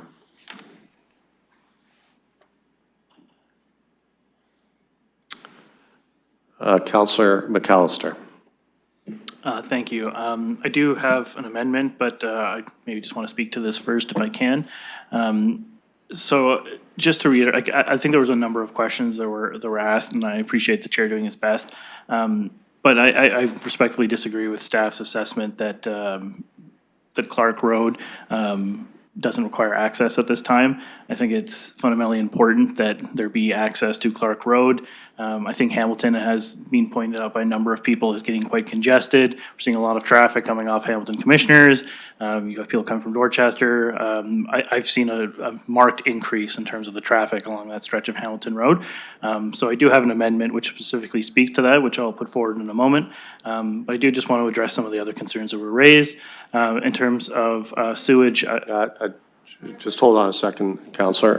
Point of order, Councillor Plaza. Thank you, Mr. Chair. I'll also let you know that you leave your mic on all the time. Councillor McAllister is actually not a member of this committee, so we'll be unable to put a motion forward. Also, there's no motion on the floor to even start this discussion with, so I will put staff's recommendation on the floor. If there's a seconder to get that on the floor, and then happy to hear Councillor McAllister's comments and motion as it was pre-circulated, and I appreciate that. Yeah, thank you. I'll let the councillor kind of go a little bit with there, but we were getting into that. So Councillor Ploz is absolutely right. We need to get a motion on the floor. We discussed that, and then you'll need a member of the committee to amend that motion, Councillor. So I've got a motion moved by Councillor Pelosi. I'll look for a seconder, Councillor Cuddy. So now we have a motion on the floor. And Councillor, respectfully, I'm going to go to committee members first to speak to this. If I don't see anyone, then I'll come back to you. So I'm just going to give committee members first. Councillor Pelosi. So I appreciate that. I would actually request that we hear from the ward councillor first, as we did hear some of the same questions I believe he's going to speak to from members in the gallery, and I would like those same answers from staff. Fair enough. So we'll go to you, Councillor McAllister. Okay, thank you. And I do have that amendment that I'll put on in a moment, and obviously a member of the committee would have to put that forward. I did pre-circulate to committee, so hopefully everyone's had a chance to look at that. But the two things I wanted to address before I put that out there, I was hoping that staff could comment more in terms of sewage capacity for the area, and then also in terms of consultation with Conservation Authority to get further comment on that.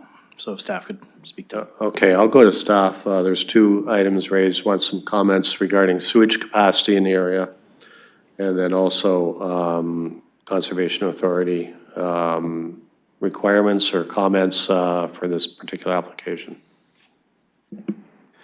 Through the chair, with respect to sewer capacity, there is existing sanitary sewer capacity in the area, so there are no concerns with respect to sanitary sewer capacity.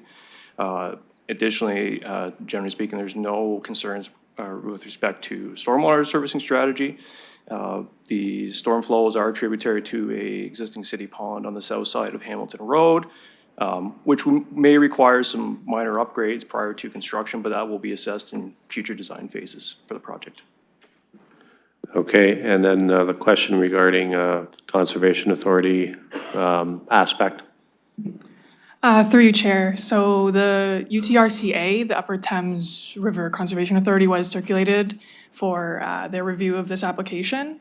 We have within the agenda, page 358, you can see the response letter from them, and they've discussed, yes, the site does have UTRCA regulation in the top right portion, and they've included recommended draft conditions that they'd like to see as part of the subdivision application process. So the UTRCA, yeah, they have been circulated. We've also went through their review, and we've applied these draft conditions in our draft conditions. Okay, thank you. Councillor. Okay, and thank you. And through the chair, I appreciate that that would be put in, because I do think that that's something we've heard from residents in terms of that should be considered. I will put forward my amendment, which was pre-circulated. And obviously somebody will have to move it on committee, but this would be an addition, which is IV, a road access to Clark Road from western limit of the draft plan, and that the road access arrangements be reviewed by the applicant to determine if full access or restricted access is permitted in this location. And V, the road access be constructed as part of the proposed development at 20 Clark Road. Okay, I'll go to committee to see if anyone would like to move that amendment. Councillor Hillier, I'll look for a seconder. Councillor Cuddy.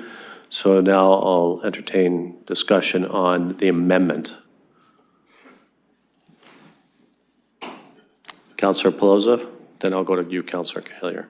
Thank you, Mr. Chair. Looking for clarification from yourself or the applicant. I believe I heard earlier that they were saying that part of the land isn't theirs, so they couldn't build on it. In which case we couldn't mandate them to do a road access if it's not actually theirs to do. So just looking for clarification if that some of that subject land's property is theirs, that can be accessed as the councilors requested. Okay, thank you. I do recall that, so I will go to the applicant to address that. Yeah, yes, through the chair.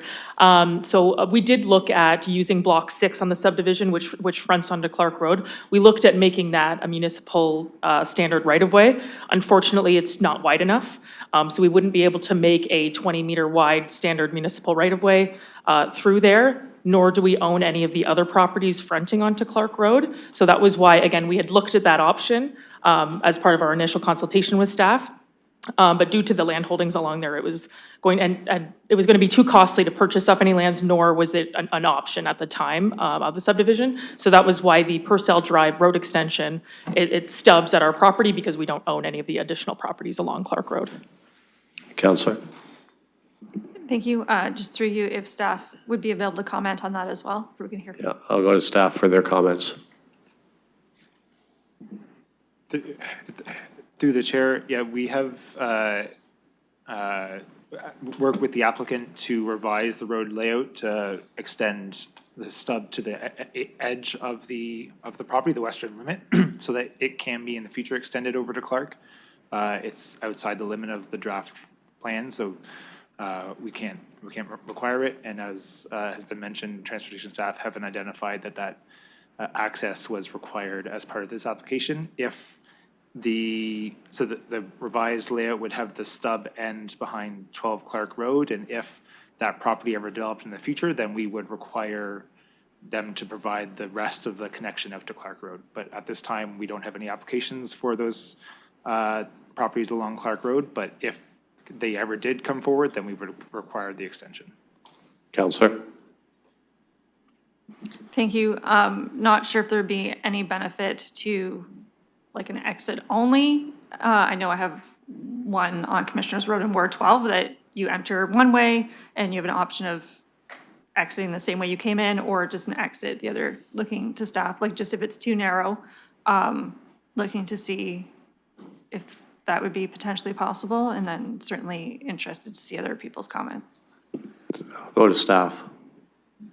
Through the chair, the other issue with the portion of land that the property owner owns that is on Clark is that it's immediately adjacent to the landfill site. And so transportation staff are concerned about how close any street there would be to the current access to the landfill. In terms of people turning left in and out of those, it would be a hazard to have two driveways so close together. And so that was another reason, in addition to, I think it only being 12 meters wide, so not the full width. It's also too close to the adjacent landfill. In terms of, I can maybe defer to other people, but it's hard to enforce one-way streets, and so I believe that's often an issue, but I'll turn it over to other staff. I'm just going to go to Ms. McNeely first. Thank you. Through the chair, the clause IV, that language is intended to at least allow that review to determine if it's a full access, partial access, rights in, rights out. We don't even know if the sight lines work. That would be part of the review through transportation. So we first needed to establish if there is a safe movement within that location. Then if it is, then it would be constructed. And these would be through the design review through the plan of subdivision. Councillor. Thank you. No, I appreciate that, and that one-way roads can be hard. Just so I know that my subdivision exit is at a horrific angle that if you were coming from a certain direction, you could not get in there if you had to or really wanted to. So I appreciate that. A question then, would V be inherently assuming that IV could be done? Because if the sight lines are off, then inherently we couldn't do the latter portion. Okay. Thank you. That concludes my questions. Councillor Hillier. Thank you. Staff answered. They said it was 12 meters wide and we need 20. Thank you. Appreciate it. Okay. Other comments or questions on the amendment? Councillor McAllister. Thank you. And through the chair, I put this forward just because this is one of the main concerns I heard from a lot of residents. Honestly, if the road isn't possible, I kind of question why this proposal was brought forward in the first place. I think you have to give consideration in terms of the flow of traffic, and I think it was kind of dismissed in terms of what I read. I'm not blaming this on staff. I just think in terms of the plan that was brought forward, I don't necessarily agree with it. I don't think it really took into account what people were saying. One of the other things I have to say is I've heard a lot today in terms of, the community feeling like they weren't heard. And I would say the reason why I brought this forward was the community really hasn't had a chance to speak to the developer. There was originally a town hall or community engagement session planned earlier in May, which was canceled late and then rescheduled till after this meeting, which I personally didn't appreciate, and I think that doesn't actually do a service to the developer or the community. So I think that's important to call out too, that I think the voices that wanted to be heard, today was their first chance to be heard.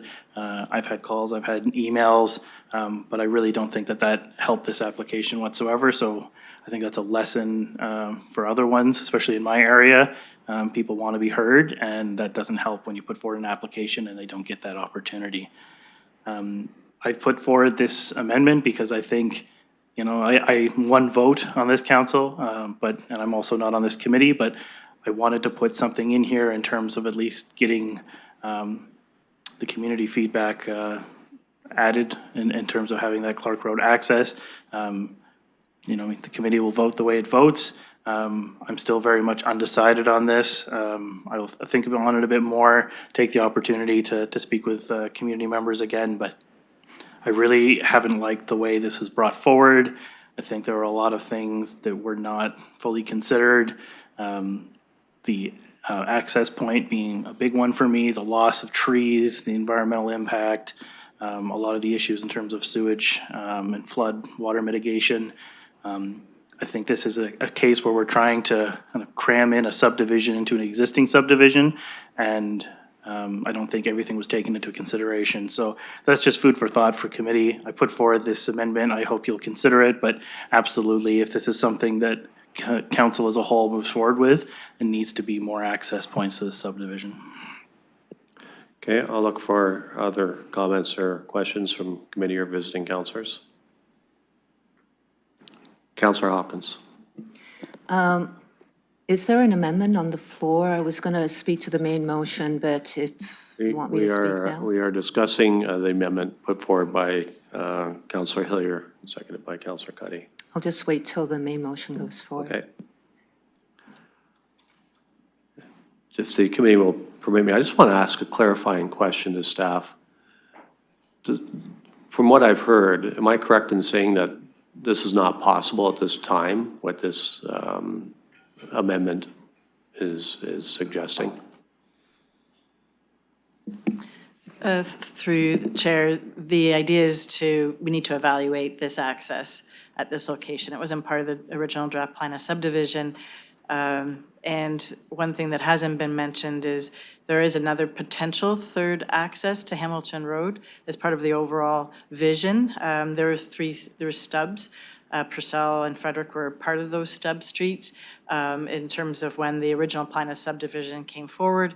And when we do our future planning, we look at opportunities for extending roads and connections. What hasn't also been discussed here in terms of that IV, there could be a possibility of having a private access through that would serve just the condominium blocks. That would be rights in, rights out, which wouldn't be a full road width. Okay, thank you. All right.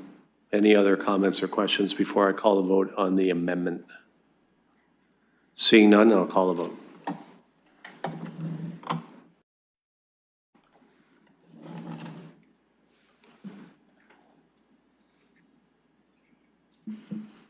Closing the vote, the motion carries 4-1. Okay, now we are on to the main motion as amended. So I'll look to committee and visiting councilors. Councilor Hopkins.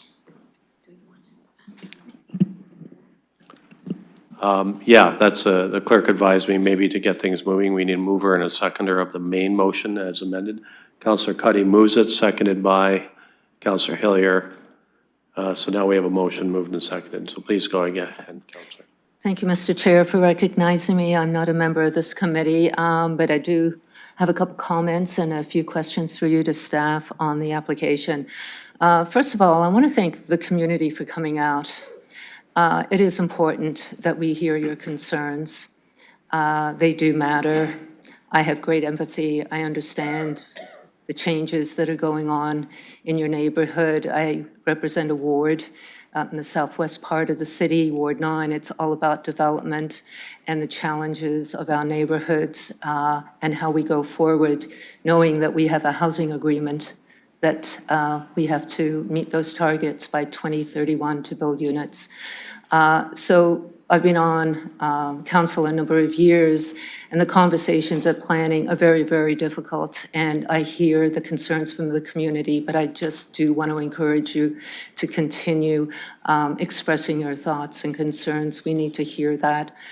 The other thing, I just want to make another comment regarding the opportunities to have open houses or town hall meetings before applications come to PEC.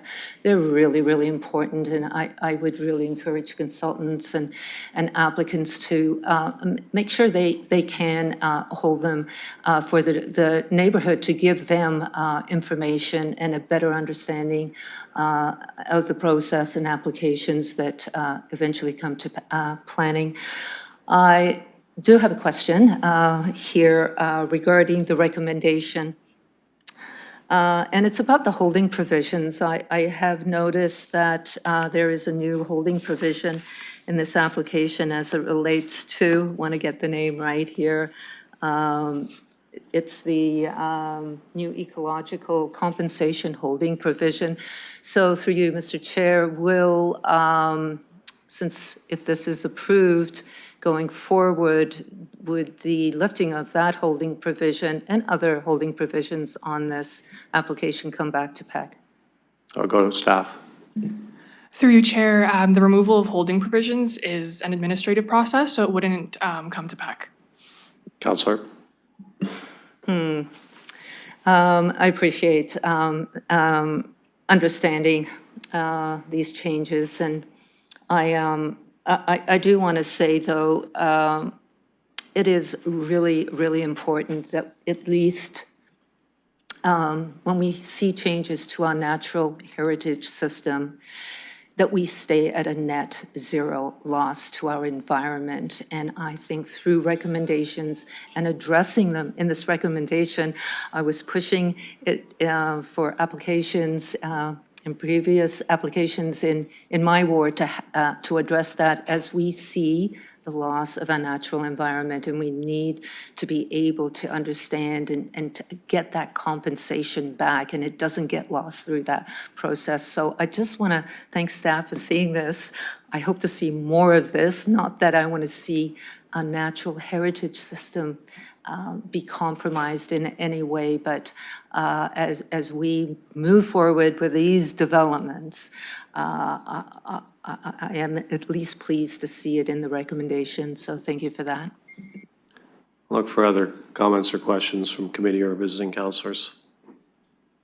Councilor Farrell. Thank you, Chair. Just, I guess, one question that I was having on this one, and it would be for the woodland compensation. And I do see the staff report didn't identify an area for that, so that would be something that would be in the future. I just wanted to ask what, I guess, provisions do we have to ensure that we do find that woodland compensation moving forward? We'll go staff. Through you, Chair. So in part, the draft conditions of the subdivision application or the subdivision draft plan would discuss or maintain the need to identify a suitable location. But also what we're doing here with proposing the holding provision, because we haven't accepted or we haven't been identified by the applicant a suitable location at this time, the holding provision is being brought forward to also address that. So development, as per the holding provision, if it were to be applied, development and therefore the removal of the natural heritage feature wouldn't be able to occur until this holding provision is met. So part of that holding provision is the identification of the suitable lands for compensation. Councilor. Thank you for that. That was very clear. I appreciate that answer. And just kind of going to what Councillor Hopkins said, and I guess what I've heard from the delegates or the people that spoke at the PPM, I hear what you're saying too. Your comments do matter. And I do know the area. I grew up in Classic Drive, which is just on the other side of Clark Road there, and I used to go and frequent that area a lot. And when I was a kid, way back when, there was a lot more open space, more woodland to be available. So I have seen that kind of space crunched down in size, and I do hear your concerns when it comes to that. I hope that some of your concerns have been alleviated with the amendment that was brought forward with the traffic, but I know it's probably not all of your concerns have been answered. But I do know that, just kind of hearing the conversation here, just that public engagement piece, we do listen to your comments do matter, and I know your ward councillor is listening to you too. And I would say with this development, I just hope that, you can see that some of the areas will be protected. You still have some areas to go into. But with that, I guess the main point that I'm trying to make is, we are listening to you. I do have developments in my ward, way more dense than what I see in yours. But at the same time, I do have a natural place, a natural spot for that space because I did grow up there. So I do hear what the residents' concerns are. I just would say that we are listening to what you're saying, and I do like the idea of holding, ward town halls or any type of, meetings to hear your concerns moving forward. Look for any other comments, questions. We have a motion moved and seconded. I'll call the vote.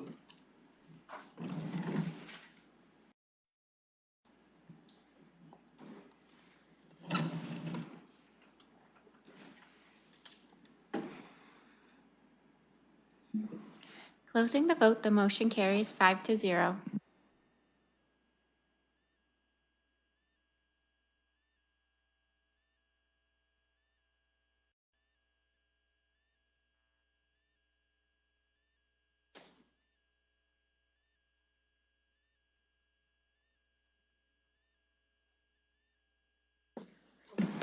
Okay, moving on to 3.2. I've been advised by the clerk that there has been a slight revision to the bylaw associated with this item.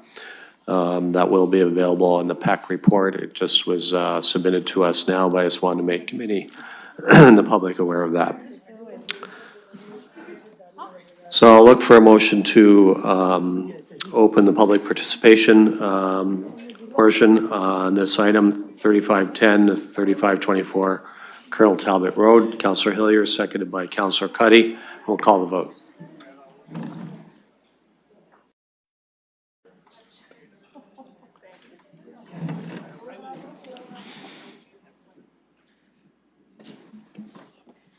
Closing the vote, the motion carries 5-0. Any questions of a technical nature for staff?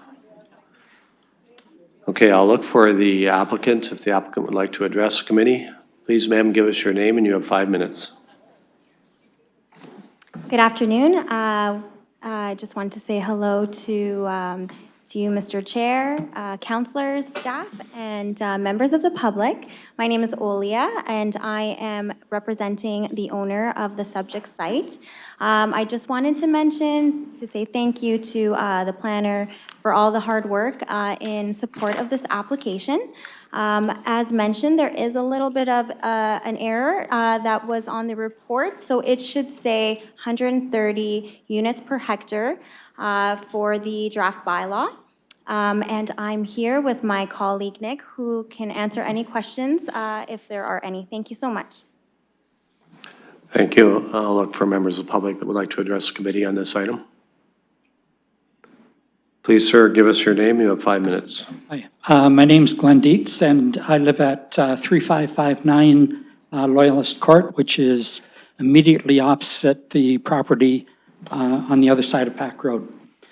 I have 8 different categories of concerns about this application. And the first one is related to the departure from the previously approved application. The density has increased by 70%, and so that's a concern. My second concern is the incompatibility with the neighborhood characteristics. The existing properties are 1- or 2-story single-family homes. This is a proposal for a 6th-floor building.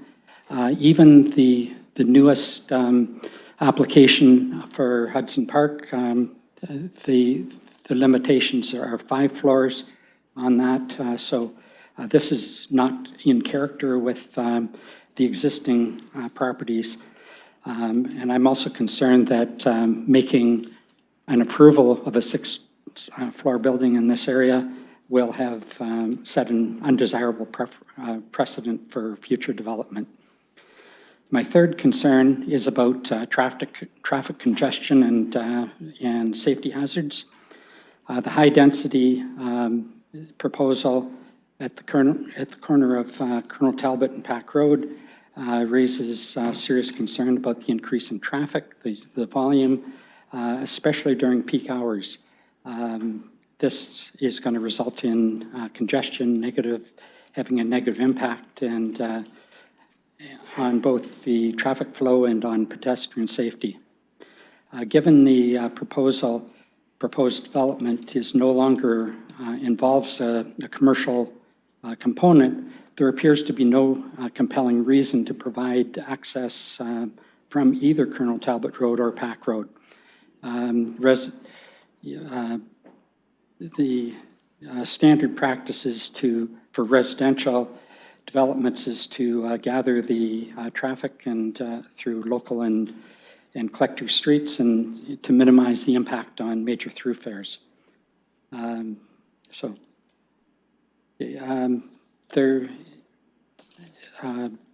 had a concern about the conflicting access to the input here with the the gas station, convenience store, car wash that's right across the street. They're doing road work now, and they've put in a raised median, so that concern is partially mitigated. However, they've also created a second cut for a driveway that is only about 30 meters from the corner, and that will encourage cross-traffic entrance to this property. And so I think that we need to understand what the traffic flow is and whether they're going to consider restricting the access off of Colonel Talbot Road and Pack Road. My fifth concern is about the unsafe access. My concern about the unsafe access is probably mitigated because they have installed a raised median. Okay, my sixth concern is about the lack of parking detail. You have 30 seconds. Okay, and there's limited traffic, limited public transport, and if you don't have sufficient parking spaces, then you're going to have overfill into the community. And my other two concerns relate to loss of, the shadow from the tall building, loss of privacy, visual noise, and light pollution. So. Thank you. I'll look for other members of the public who would like to address the committee. I'll ask clerk if there's anyone online. There's no one online. I don't see anyone going to the mic, so I'll look for a motion to close the PPM. Councillor Cuddy, seconded by Councillor Hillier, and I'll call the vote.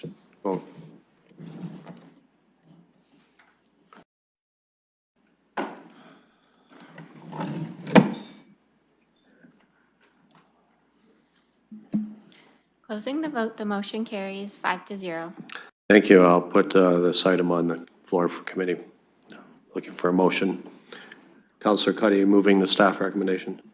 Yes, I'll move the staff recommendation. Thank you. I'll look for a seconder. Councillor Pelosa, we have a motion moved and seconded. Any comments or questions on the motion? Councillor Pelosa. Thank you. Just through you, if staff would be able to make any comments to the residents' question, if any of the answers are available. Yeah, I'd go to staff. There was questions regarding neighborhood compatibility. There was questions regarding traffic congestion, how access points should they remain with the removal of the commercial aspect of this property. Second cut, would that allowed? Would that provide cut-through opportunities? So those are kind of the first four that I got. So I'll go to staff on those. Through the chair, I can begin. So the use and intensity of the 6-story height are both permitted as per the London plan, and the height will actually be directed towards the intersection, reducing the impacts on the abutting single detached dwelling to the south. And in terms of the parking, the property is providing more than 1.0 spaces per unit, whereas they're only required as per the bylaw to provide 0.5 spaces per unit, so they're actually overparked in accordance with our regulations. And I will refer to our engineer to speak to the transportation concerns. Thank you. Through the chair, the proposed access locations comply with our access management guidelines. In addition, a traffic impact assessment is required to be submitted as part of the future site plan. And that will determine the final access design and will address any impacts to the existing road network. As mentioned by the public there will also be a right-in, right-out restriction along Colonel Talbot Road. Thank you. Thank you. Councillor? Councillor Hopkins, I saw your hand up. Yeah, thank you again, Mr. Chair, for recognizing me. This is an application that is in Ward 9, and I appreciate the resident being here. I know he had a number of questions, and I think staff have addressed most of them. I do have a question around, I know there was an application that was approved for a 4-story. We're going to a 6. What heights are allowed in this area? Go to staff. Through the chair, 6 stories are permitted. And I just want to note that in the future, if the height reviews were to go through, they would be allowed additional heights, but right now it's 6 stories. Counselor? Yeah, maybe as just a follow-up to that, do we know when that review is going to be coming forward? I see no, so thank you. I'm just wondering. So I know this is an intersection right now that is closed for upgrades, and so it's important as we develop that we're able to move around in this area. I am supportive of the application going forward as it relates to the special provisions, and in particular the design part of that to allow, and maybe staff can, through you, Mr. Chair, speak to the design special provision, as well as the commercial space that is still going to be maintained on that main level, even though it's going to be residential. But if you could speak to the special provisions a bit more. I'll go staff. So through the chair, the additional permitted uses that include additional commercial uses that were granted through the previous zoning bylaw amendment are being carried through, even though they're not being proposed at this time. And the ground floor height is being proposed for 4 meters to allow for those commercial uses to occur in the future if they so choose to convert them. Counselor? And the design special provision, if you could speak to that as well. Go to staff.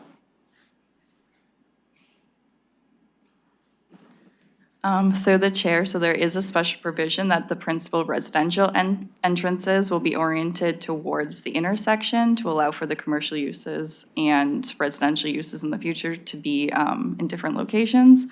And then there's also reduced setbacks to ensure that all those uses are closer to the intersection. Counselor? So thank you for that. I think there's a bit more work to be done through the site plan process, and I'm generally supportive of it. Thank you. Well, for other questions or comments, we have a motion moved and seconded. I'll call the vote.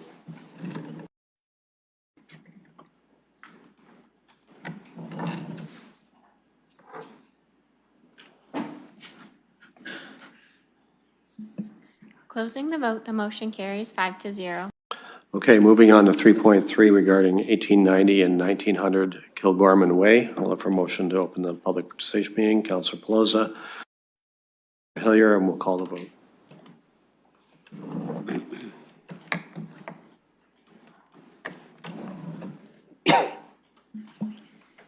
Closing the vote, the motion carries 5-0. Questions of a technical nature for staff? Seeing none, I'll ask the applicant is here, would like to address the committee. Please, ma'am, give us your name, and you have 5 minutes. Hello, committee, members of the public, and staff. My name is Jennifer Gadet. I'm an associate planner with MHBC. We are the authorized agents on this application.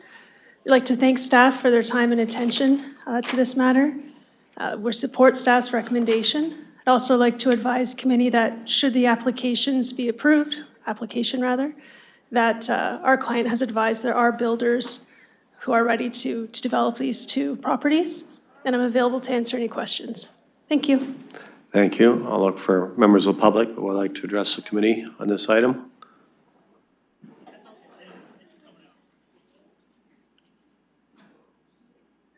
Please, sir, give us your name. You have 5 minutes. Okay, my name is Mohammed Musa, 155 Thornton Ave. I just want to start my timer, just so that I know how much I can go through, because I could spend hours. Well, you have 5 minutes, so please don't. I understand that, and I will put the salient points to you in that time. And I will start off by just saying that the reason I'm here is to preserve my appeal rights, because I'm going to try to temper my frustration with how this file has been handled over the past 21 plus years. We were at committee Council, 2018, this was refused outright under the same legislative framework, under the same guidelines from OMAFRA, under the same London plan, under every legislative and guideline framework. I'm just going to read to you why this should be refused.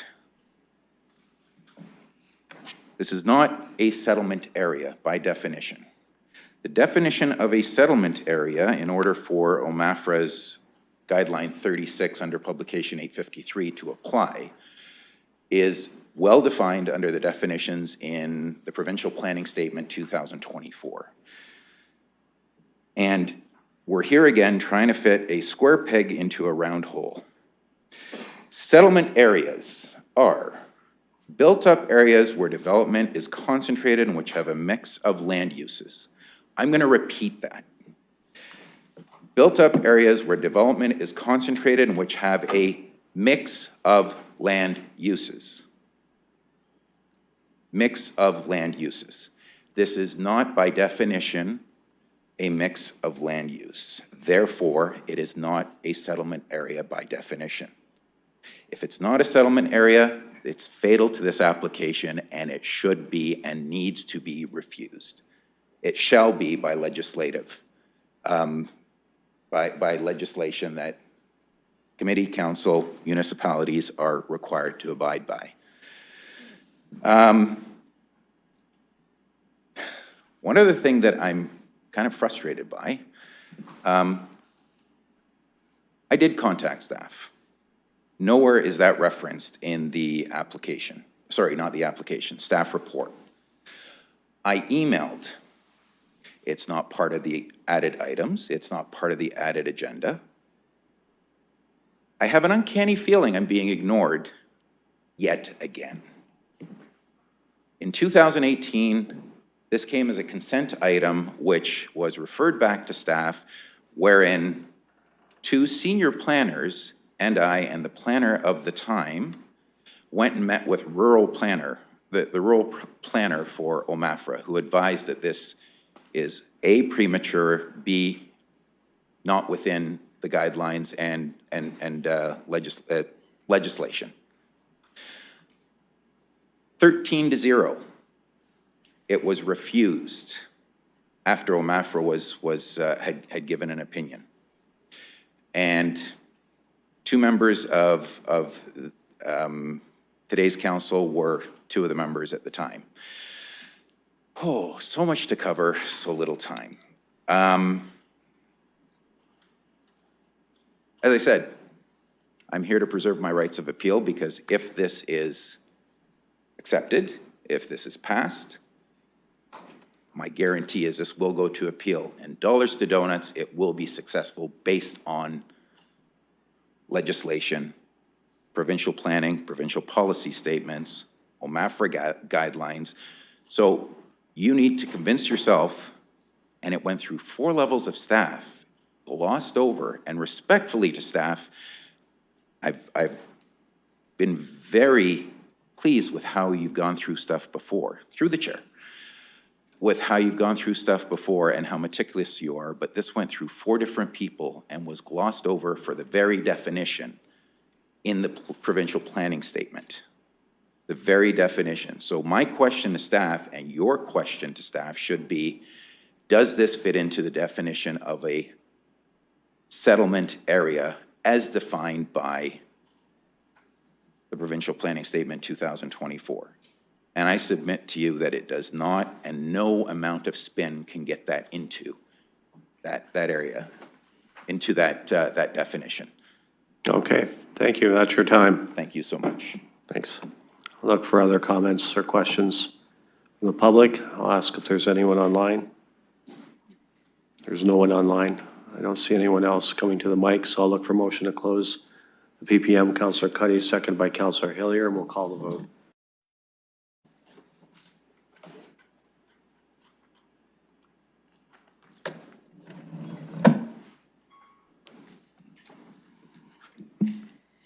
Closing the vote, the motion carries 5-0.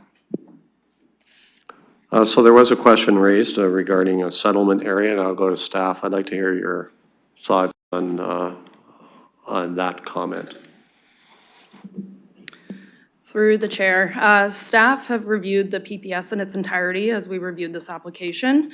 The definition for settlement area means urban areas and rural settlement areas within municipalities, such as cities, towns, villages, and hamlets. Staff are of the opinion that the rural neighborhoods place type is a settlement area as designated in the London Plan and therefore meets this definition of settlement areas. For that reason, in accordance with OMAFRA's guidelines, specifically Guideline 36, MDS is not required within settlement areas. Thank you. Thank you. So I'll put this item on the floor for committee members.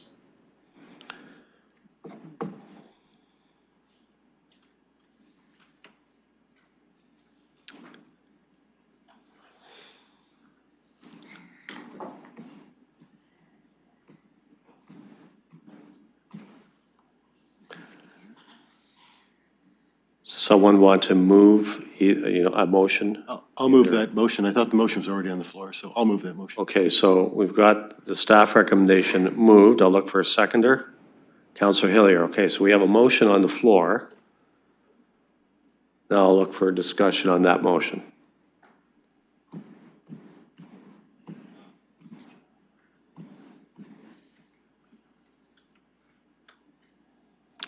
Well, Councillor Hopkins, seeing no committee members are putting their hand up, we'll go to you. Thank you for recognizing me again.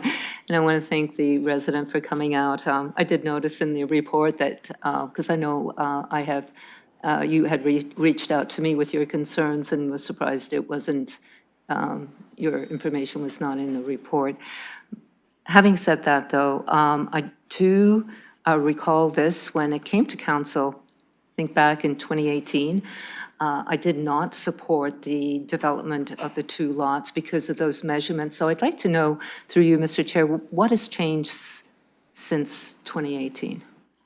I'll go to staff.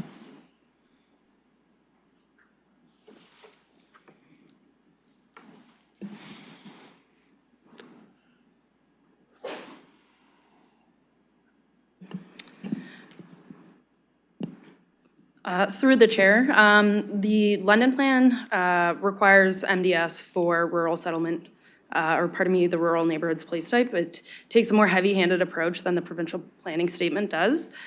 So it's our policies that haven't quite caught up to speed with the latest iterations of the province's policies.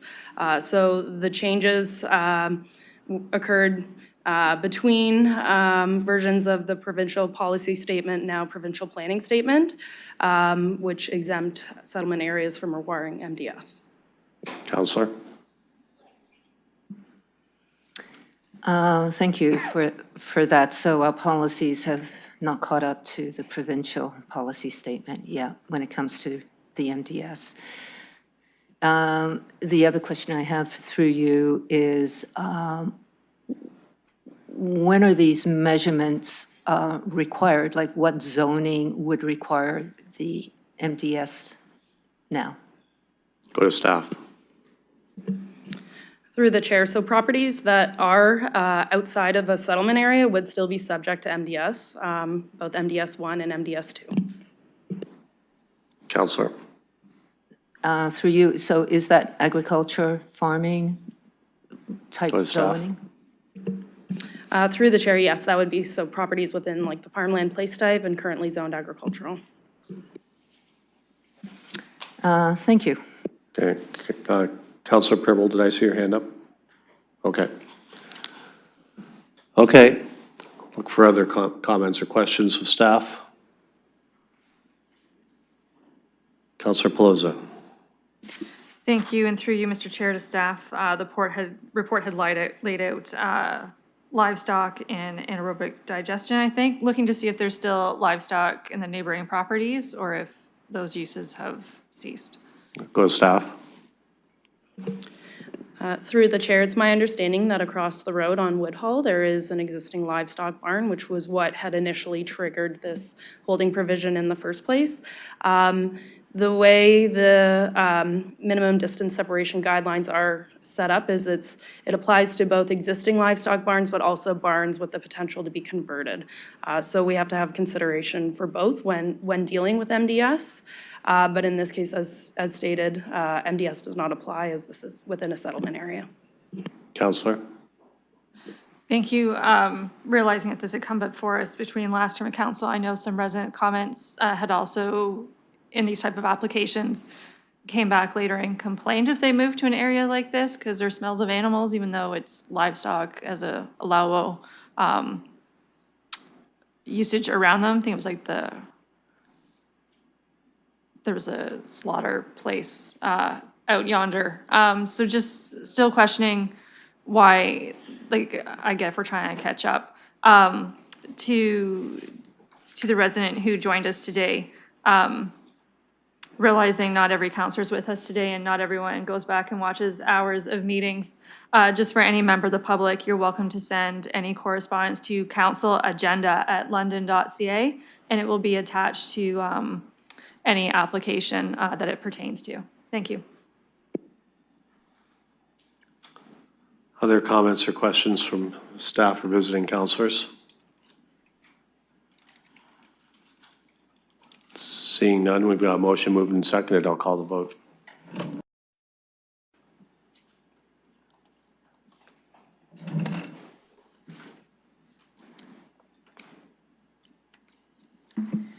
Closing the motion carries 4-1. Okay, before we get to 3.4, I just want to see if committee would like a brief bio break of, say, 10 minutes. Does that sound sufficient? Councilor Pelosi? Thank you. I'll move 10 minutes. Okay, can I have a seconder on that? Councilor Cuddy, I'll call that vote. Is it a hand vote? We do hand vote? Just a hand vote. Motion carries.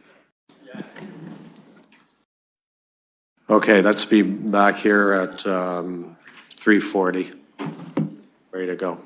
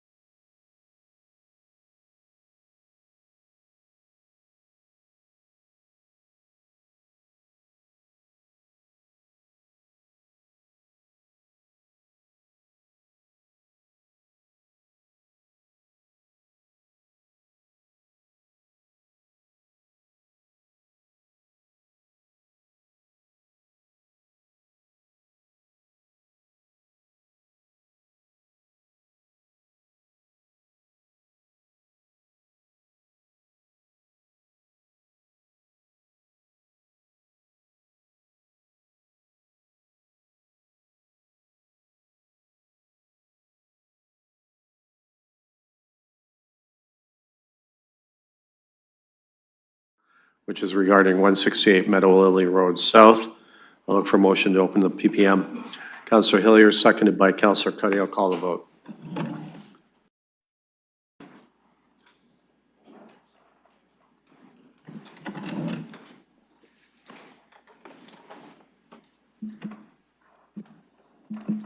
Closing the vote, the motion carries 5-0. Any questions of technical nature for staff on this? Councillor Hillier. Yes, thank you. And through the chair, I am very curious about the capacity of the sewer requirements in that area for this subdivision and the extra subdivision, or sorry, the extra development going on along Meadow Lily Road. Do we have capacity for this? And what would the timeline be required moving forward? I'll go to staff.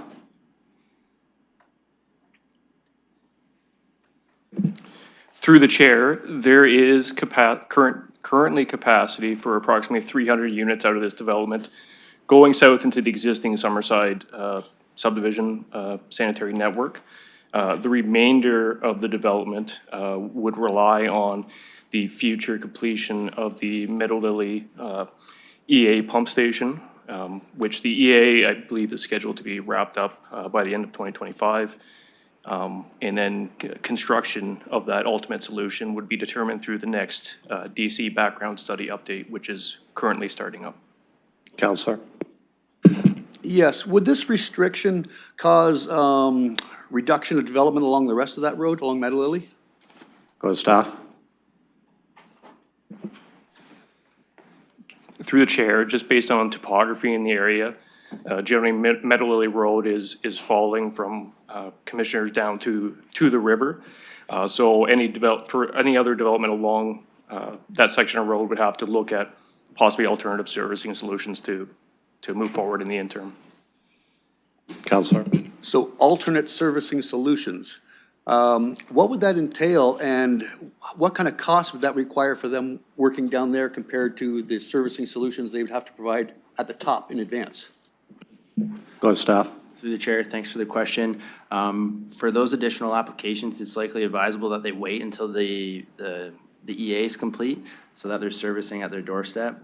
But as my colleague mentioned, with respect to this development, there is enough servicing capacity for the first phase of the development. And then it could be staged so that when the sewers are readily available as part of this environmental assessment, this applicant is then able to connect to them. Councillor. Thank you. Any other questions of a technical nature? Seeing none, I'll ask if the applicant is here and would like to address the committee. Please, sir, give us your name. You have 5 minutes. Good afternoon, Chair, councilors, city staff, and members of the public. My name is Patrick Mitkowski. I am an intermediate planner with Monteith Brown Planning Consultants. I'm here with Jay McGuffin, President and Principal Planner. We are the authorized agents for Forever Homes. We've had a chance to review the staff report and are in agreement with the recommendations brought forward, and we are here to respond to any questions of the public or council. Thank you. I'll look for other members of the public like to address the committee. I'll ask the clerk if there's anyone online. Seeing no one in the gallery would like to speak, I'll look for a motion to close the PPM. Councillor Hillier moves it, seconded by Councillor Cuddy, and we'll call that vote.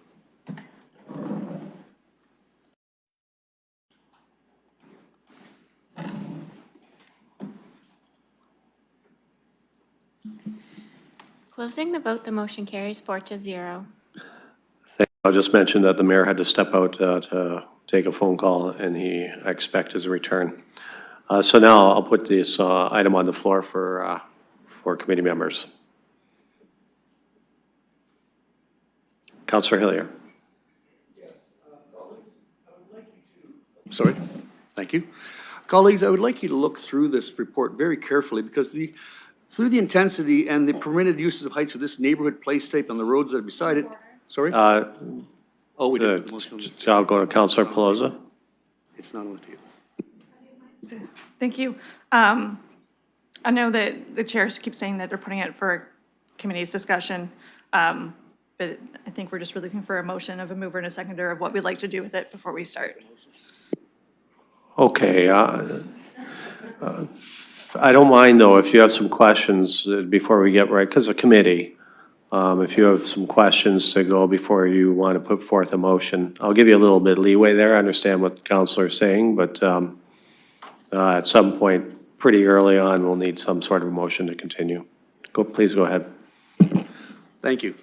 Okay, as you see, the permitted use of heights in this area originally was 6 stories, but if you look on page 404, staff did recommend 10 stories. Now here they are asking for 12 stories. This seems to be an example of the London plan, again, being used as a tool for the development community, that all they have to do is check off the boxes and it can come through. Because if we say no, they go to arbitration and we're going to lose. Now this one, it feels like it's been asked for way above the required level so they can get something in between.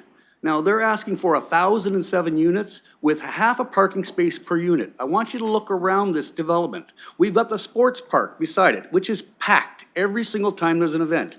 Now I have the ESA behind it. I have Highbury on the other side and a commercial development across the road. There is no place for extra cars. Normally, when we put a development in somewhere, it's usually buffering on another neighborhood, like it was earlier today, allowing a place for overflow cars to go. In this case, we have no place, nowhere for it to go. And I'm asking my colleagues to say no to this, because this is 12 stories, 2 12-story buildings, 2 8-story buildings, buffering one of our large ESAs that we're trying to protect. Okay, so Counselor, we don't have a motion to say no to yet. Are you willing to put a motion forward, or just wait till see what motions come up from other members? I will let someone else put the motion forward, and hopefully my colleagues will refuse it. Okay, so I'll look for a motion or questions from committee members. Counselor Cuddy. I'll put the motion forward, staff recommendation. Okay, I'll look for a seconder. I'll second it just to get the discussion going. So now we got motion moved and seconded. I'll look for comments, questions, amendments on this particular item.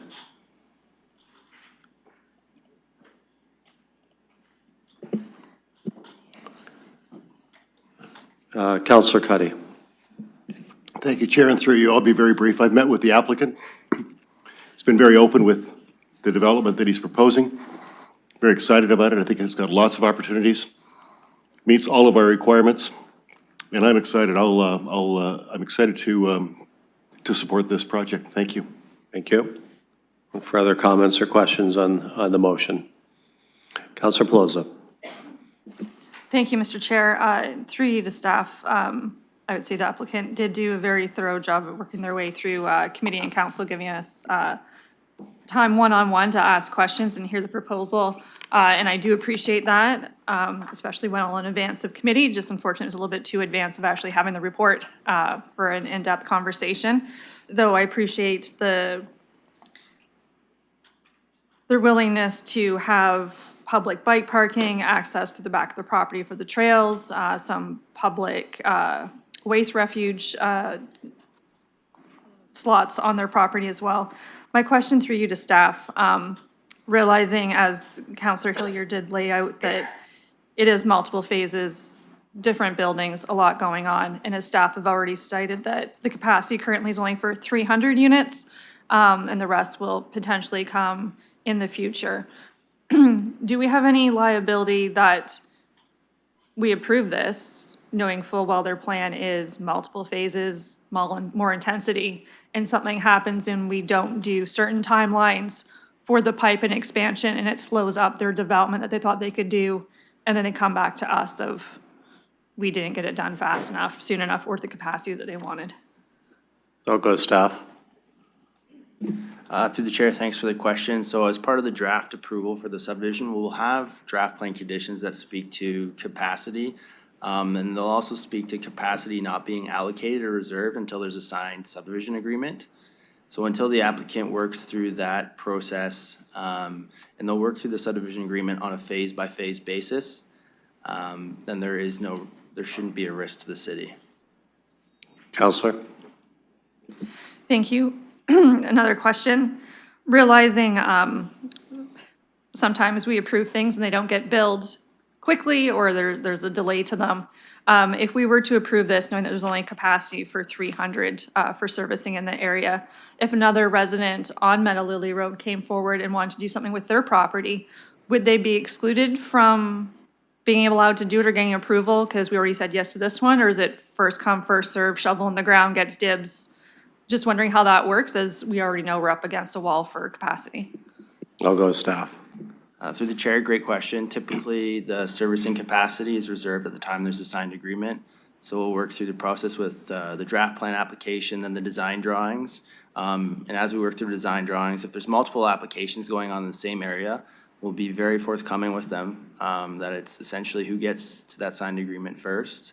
So in this instance, it could be a race to the finish line, but as my colleague mentioned, there is environmental assessment on way to allow additional capacity in the future. Councillor. Thank you. I might have more questions, but looking to see what other colleagues have to say. So I'll look to other colleagues to see what we have for comments or questions, both from committee members and visiting councillors.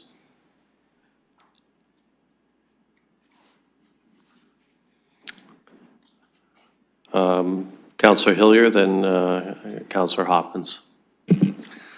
Thank you, colleagues. I'd like you to just look at the bottom of page 407 and regarding increased building height. The requested variation in building heights from 12 meters to 42 meters exceeds the current permissions outlined in the London plan, the tool that we're using to move this forward. However, staff are of the opinion that the proposed increase in height is appropriate and can be supported at this location.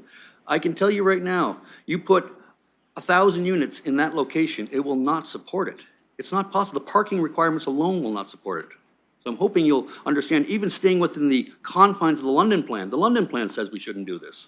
So please think that through. Okay. Councillor Hopkins. Yes, thank you. I do, just looking at the report, I do have a question through you to staff about the ESA and how it is going to be maintained, I guess, once through development and once development occurs. Just if you could speak to the effects of this development on the ESA. Go to staff. Through the chair, the applicant has contemplated a 30-meter ecological buffer from the Meadow Lily Woods ESA boundary, as identified within the scoped EIS and SLSR. Also, it was agreed in the scoping meeting for EIS and SLSR with UTRCA, CITES staff, and ECAC.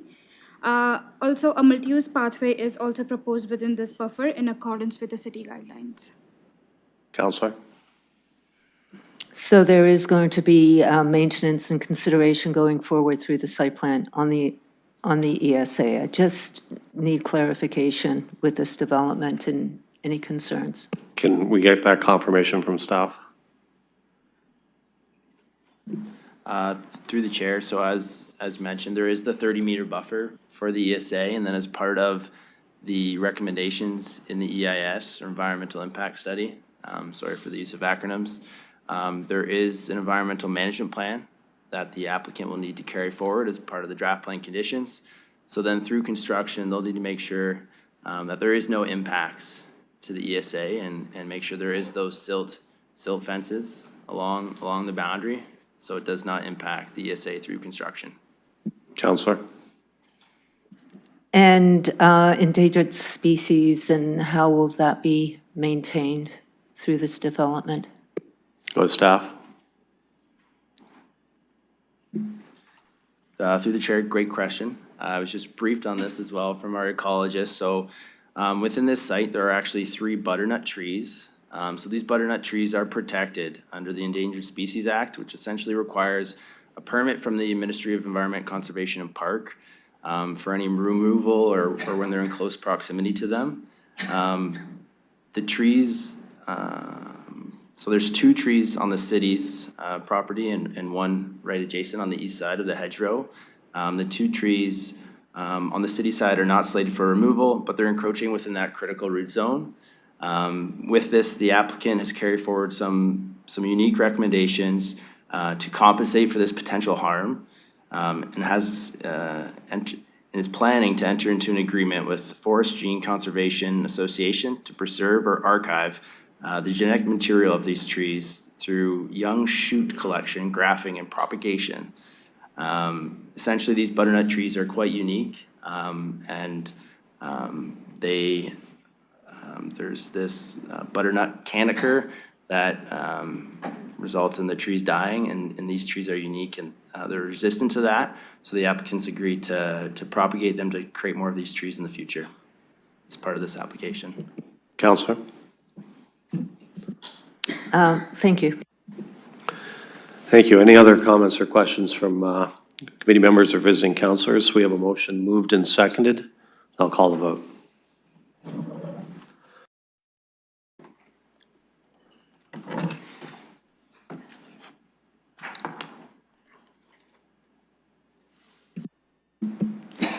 Closing the vote, the motion carries 3-2. Thank you. Moving on to 3.5. This is regarding 1206 Oxford Street East and 17 to 19 Wistow Street. Excuse me, I'll look for a motion to open the PPM. Councillor Hillier, seconded by Councillor Cuddy. I'll call the vote.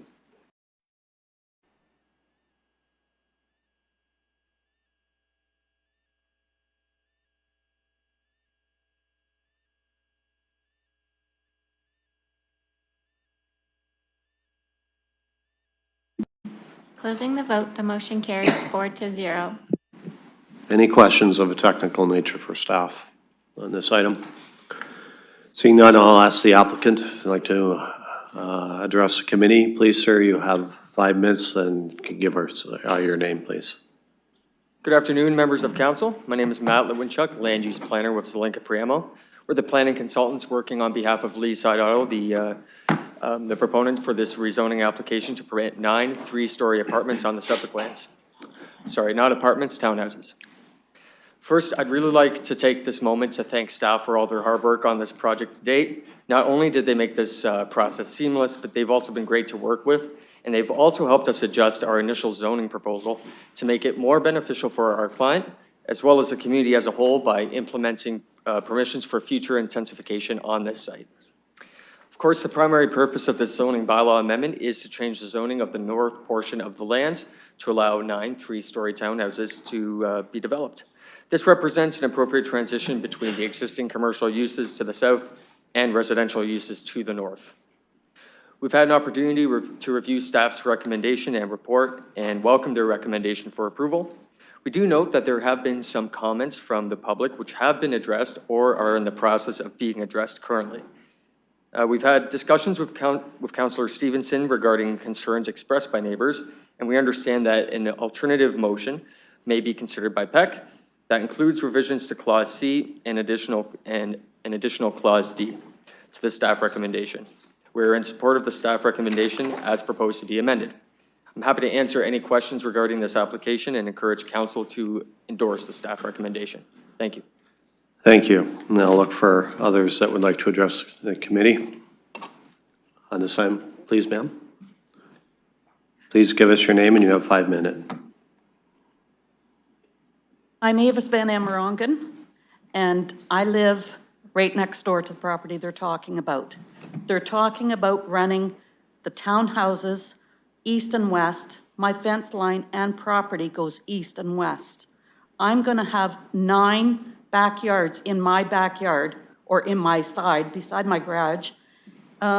It says that the minimum is 6 meters. He's only got 3.5 meters. Another at the backyard, it says that he's supposed to have 3 meters. He's only got 2.5. My fence line is right next to my fence, like my garage.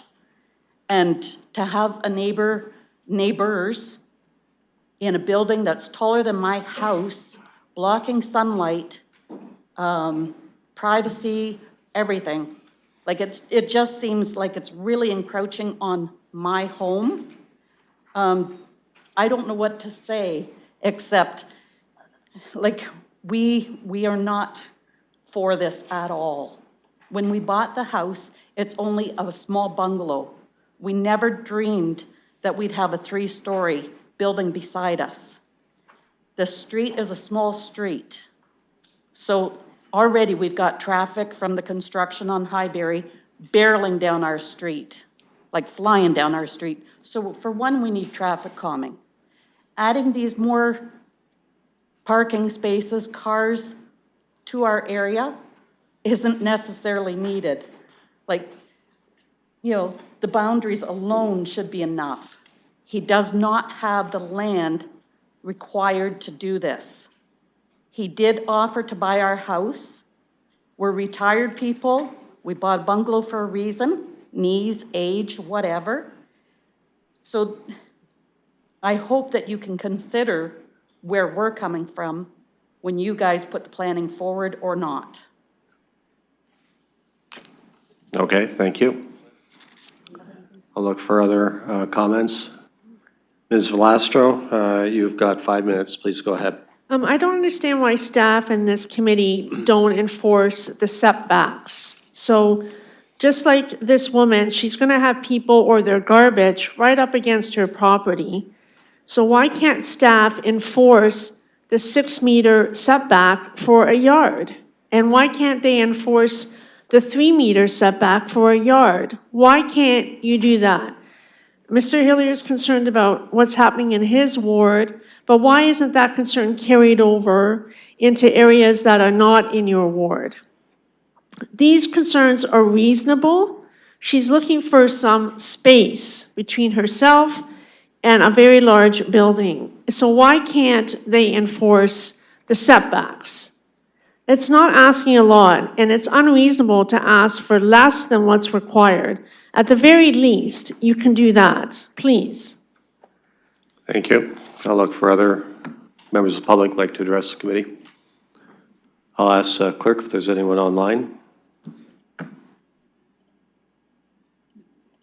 No, there's no one online. I don't see anyone else coming to the mic, so I'll look for a motion to close the PPM. Councillor Cuddy, second. I'll call the question.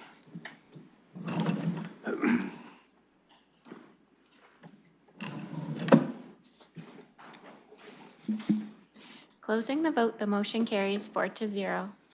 Okay, I'll put the motion, or not the motion, but the item on the floor. Councillor Pelosa? Thank you. Procedural, I'll move staff recommendation to get us started, realizing someone may or may not have an amendment to it. Okay. Councillor Hill, you're seconding it? Yes, and I have amendment as well. Okay, so the staff recommendation has been moved, and I understand Councillor Hillier has an amendment that he'd like to move as well, so please go ahead. Yes, it's just a minor amendment supplied to me by Councillor Stevenson. I believe the clerk has it already. It's regarding the fences and is on Sup 1, Part 6, explore opportunities for fencing, including the retention or repair of existing fencing along mutual property lines at designated storage areas. And 2, the applicant be requested to ensure existing fence along the west property border boundary of 17 to 19 Whiston Street is repaired as necessary.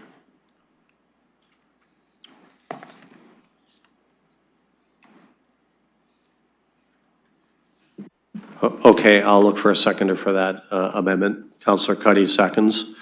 If you look at your e-scribe, it's the motion should be there.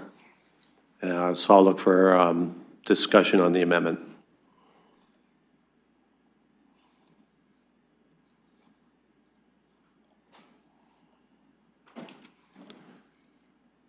Okay, I'll just make a comment from the chair. I know that Councillor Stevenson had been working with this particular applicant on this one, and as requested, this amendment was working with Councillor Hillier on the amendment. So yeah, I'm happy to support this. For any conversation. Councillor Pelosa. Thank you. As I was not part of the pre-conversation of this item, questioning D, that the existing fencing along the west property boundary is repaired as necessary. Just, I guess the question is, what's wrong with it, and would they prefer the repair versus a replacement? Councillor Hillier, go ahead. I can answer that if you'd like. But okay, so it's a concrete. My understanding is concrete fencing that's kind of in disrepair right now. The residents were concerned, asking that it be repaired, and I think the applicant is on board with that. Could we just get indication to the applicant? Just I noticed he was standing at the mic.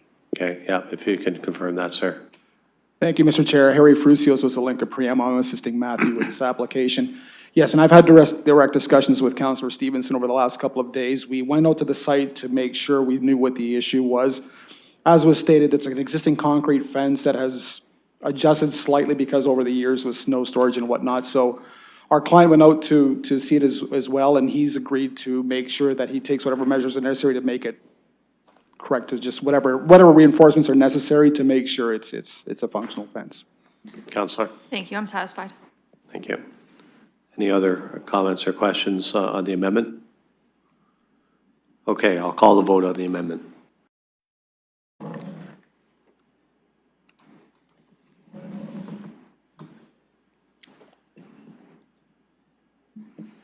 Closing the vote, the motion carries 4-0.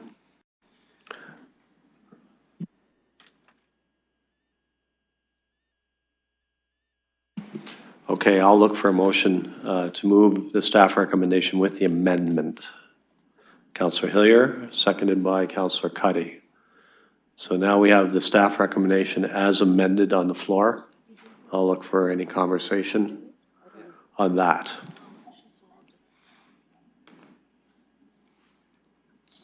Seeing none, we have a motion moved and seconded. I'll call the vote.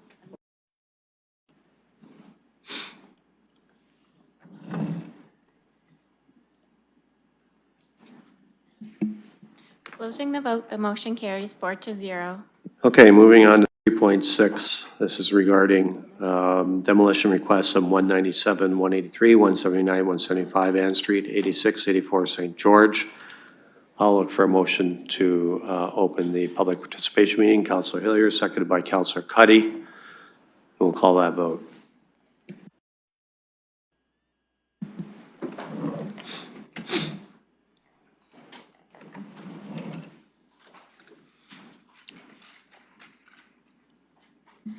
Closing the vote, the motion carries 4-0. Thank you. Any questions of a technical nature for staff at this time? Seeing none, I'll go to the applicant. If the applicant is here, would like to address the committee. Applicant online. Yeah, okay. Okay. Vanessa, are you online? Yes, sir, I am. Okay, please go ahead. You have 5 minutes. Thank you, and good afternoon, members of council and Planning and Environment Committee. My name is Vanessa Hicks, and I'm a professional cultural heritage planner of MHBC Planning. I'm joined today by Scott Allen, partner at MHBC, and we are here in support of the staff recommendation to consent to the demolition application before you. We would very much like to thank city staff at London for their assistance on this project, and we look forward to implementing the conditions that are before you today as outlined in the staff report, and we will continue to work with staff on this, and Scott or myself are happy to answer any questions you may have. Thank you so much. Thank you. I'll look for members of the public that would like to address the committee. Ms. Velastro, you have 5 minutes. Please go ahead. What is so important about the Camp Brewery is not just that it represents a Victorian-era brewery, but rather it represents a time when the brewery industry was a significant, successful business in Victorian London. It is also one of only 2 remaining examples of Victorian breweries where the proprietor lives next to their business. The other is Alexander Keith's in Halifax, now a heritage site. This was typical in Victorian times. Carling Brewery was down the street on Talbot where the Carling family built their home. John Kinder Labatt and his family also lived on the grounds of their Pioneer Brewery at the Forks of the Thames. Now the Camp Brewery is the only one that remains. The Clark family, who were affluent farmers and whose house was recently designated as a heritage house, grew primarily hops for supplying the local brewery business in London. The brewery industry was linked to many other businesses in the city as it is today.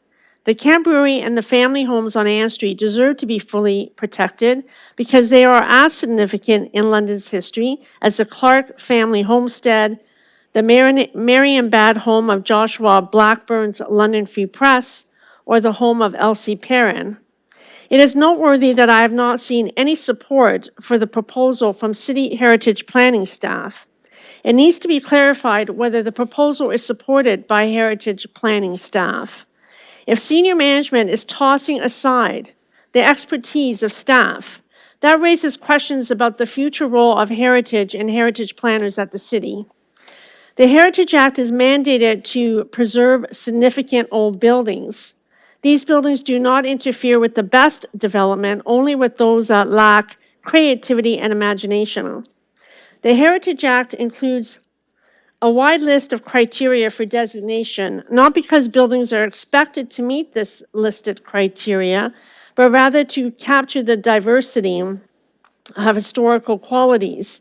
Any attempt to disqualify a historical building for not meeting the bulk of the criteria, in my opinion, is a deliberate attempt to undermine the Act. Personal opinions on heritage designation have no place in the decision-making arena. These decisions should be guided by heritage planners that have the research skills, understand and respect the Heritage Act, and dedicated higher education. I don't see them here endorsing this proposal right now. A fitting dedication to the Camp Brewery would be to bring the brewery back to life at its original building as a brewery and preserve what are now affordable housing in the homes of the Hamilton family. Now, this is currently in front of the Ontario Land Tribunal, in which I'm a party. That process is an apolitical process. And I feel like what's happening here is a political process.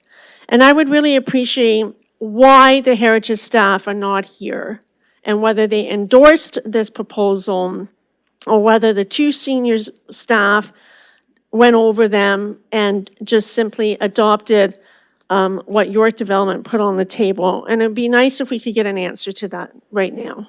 Thank you. Thank you. I'll look for other members of the community that would like to speak to this committee. There's no one here. I'll ask the clerk if there's anyone online. No, there's no one online. Seeing no one else coming to the mic, I'll look for a motion to close the PPM. Councillor Hillier, seconded by Councillor Cuddy. We'll call the vote.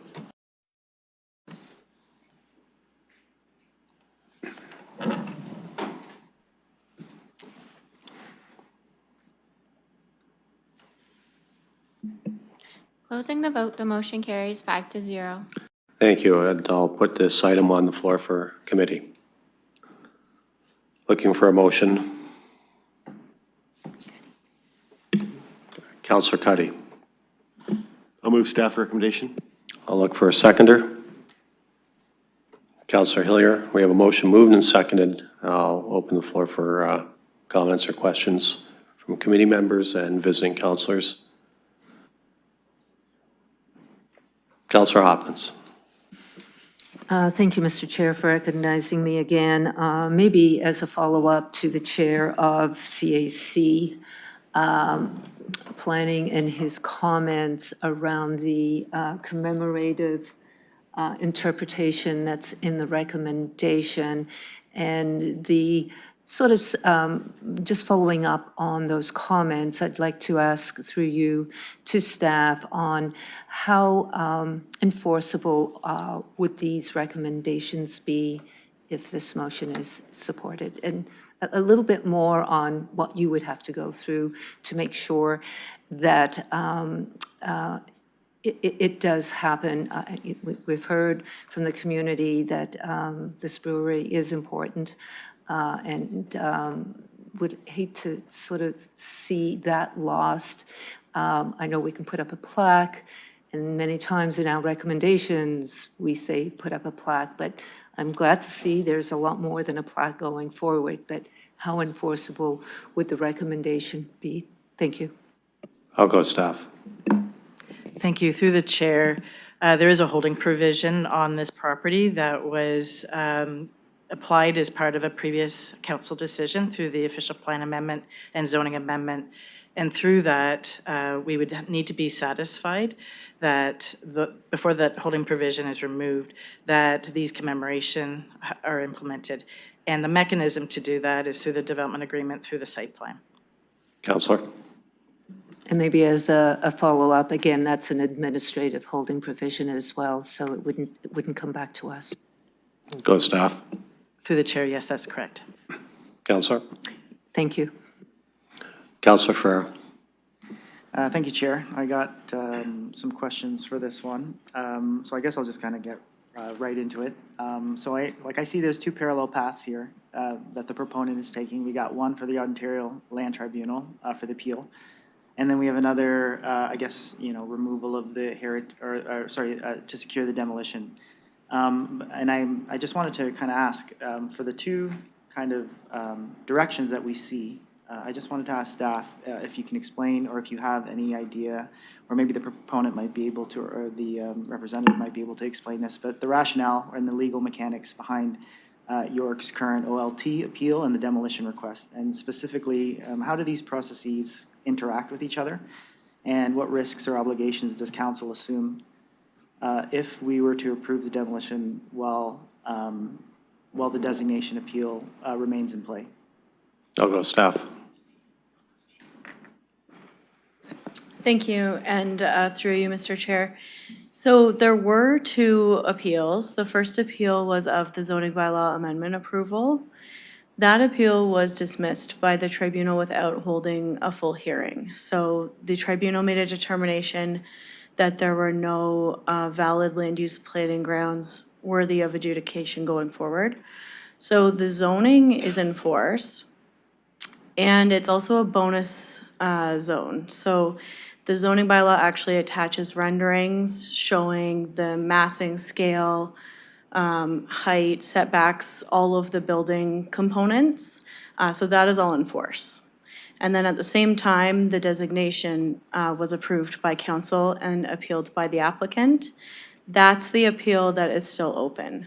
So the applicant is going down this path of seeking demolition approval, and the actual resolution of whether or not the property is worthy of designation is somewhat on hold pending the outcome of this.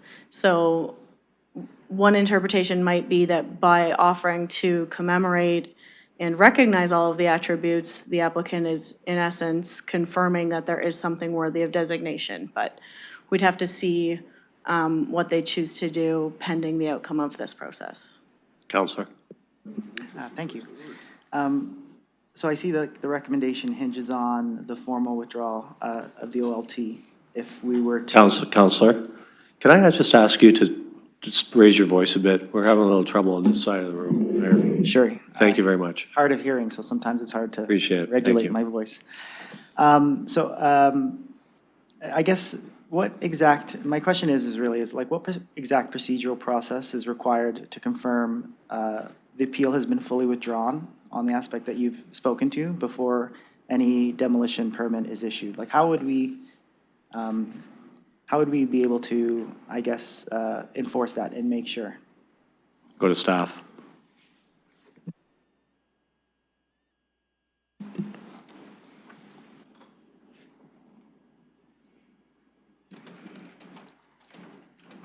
Thank you. Through you, Mr. Chair. I don't believe a formal withdrawal of the objection is contained within the recommendation. So there would be nothing requiring that at this point. Counselor? I guess to know, to ensure that we have the commemorative pieces, from what I kind of gathered from the report, if we were to approve the demolition here, we would get those other aspects of it. And I just wanted to know, is there like a holding provision or anything like that that would kind of lock that in, just to ensure that we do get those pieces? Go to staff.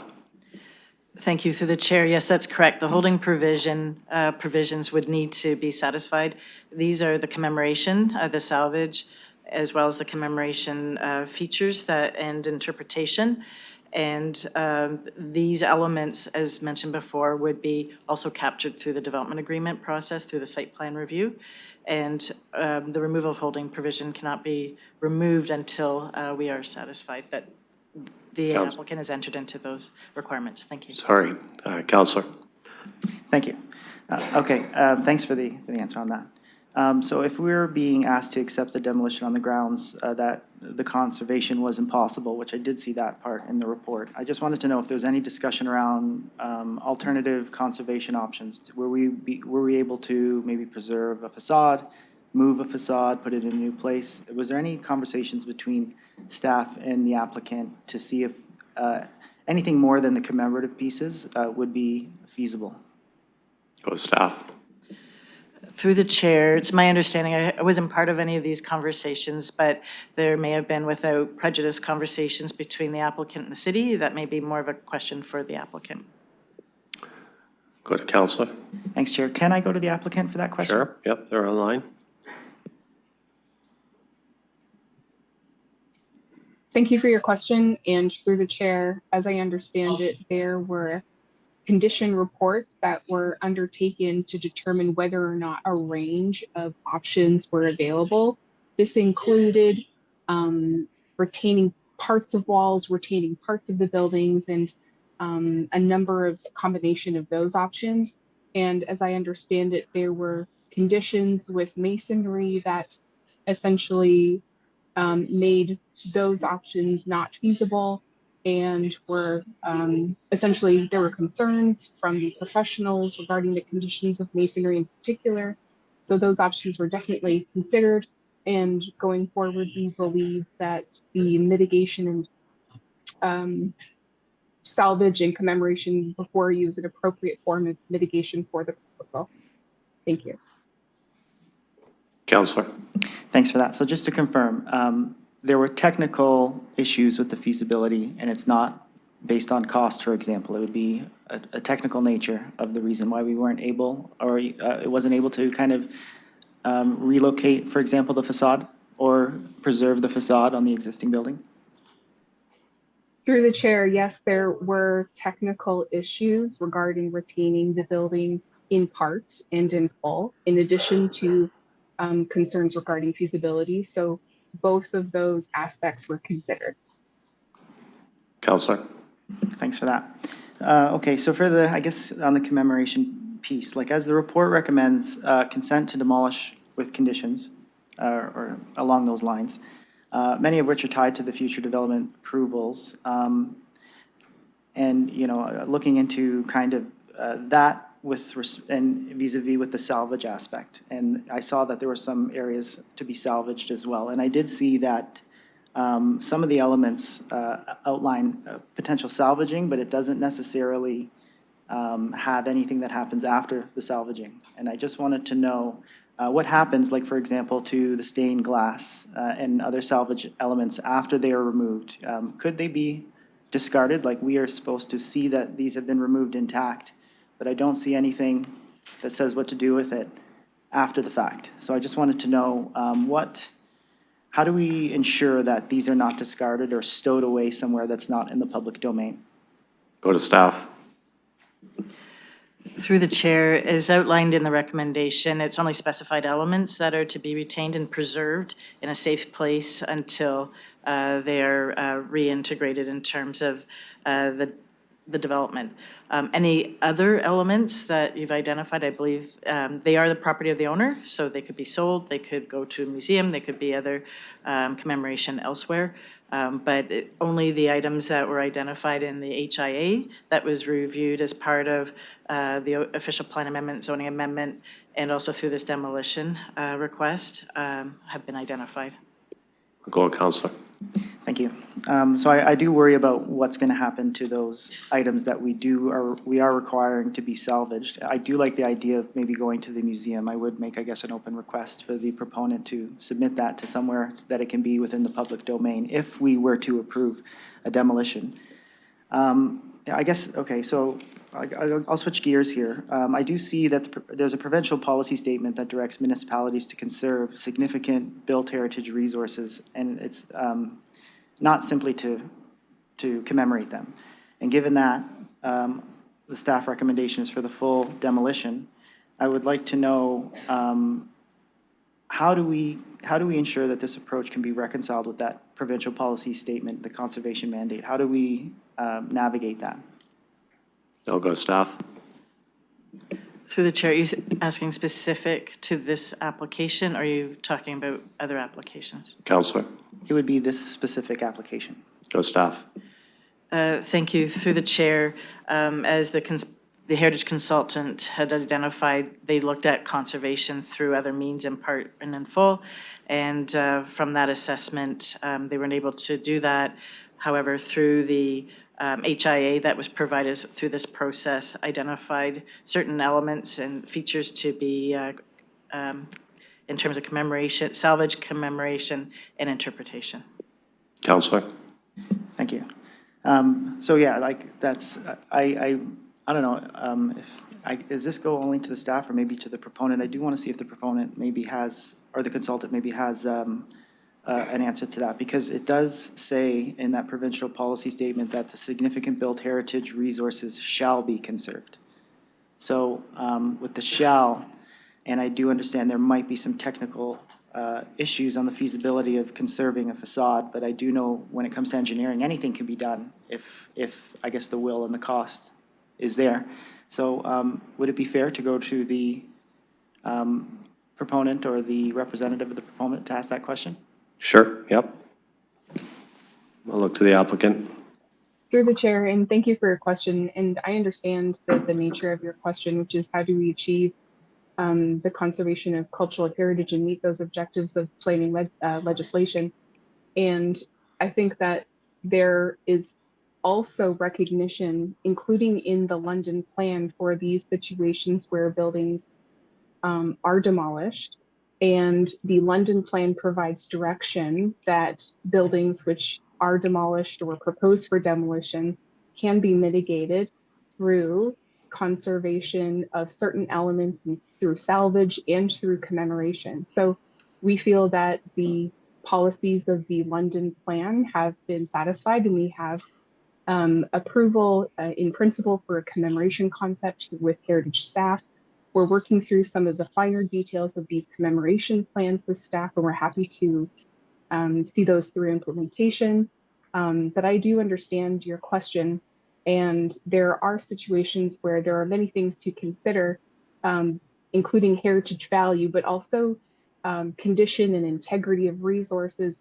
And in those situations where some buildings cannot be conserved in full or in part, we make sure that we go through the processes so that those situations and those ways of mitigation, these situations in the London plan, are implemented. So I'm satisfied that those are being completed to the satisfaction, and it's an appropriate form of mitigation, and happy to work with staff on the implementation of those.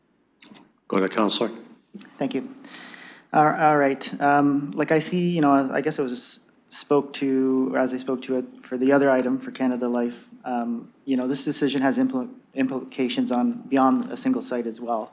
I do see other areas that might be at risk with the precedent that may be set here, specifically would be Dr. Ornidega's house at 172 Central.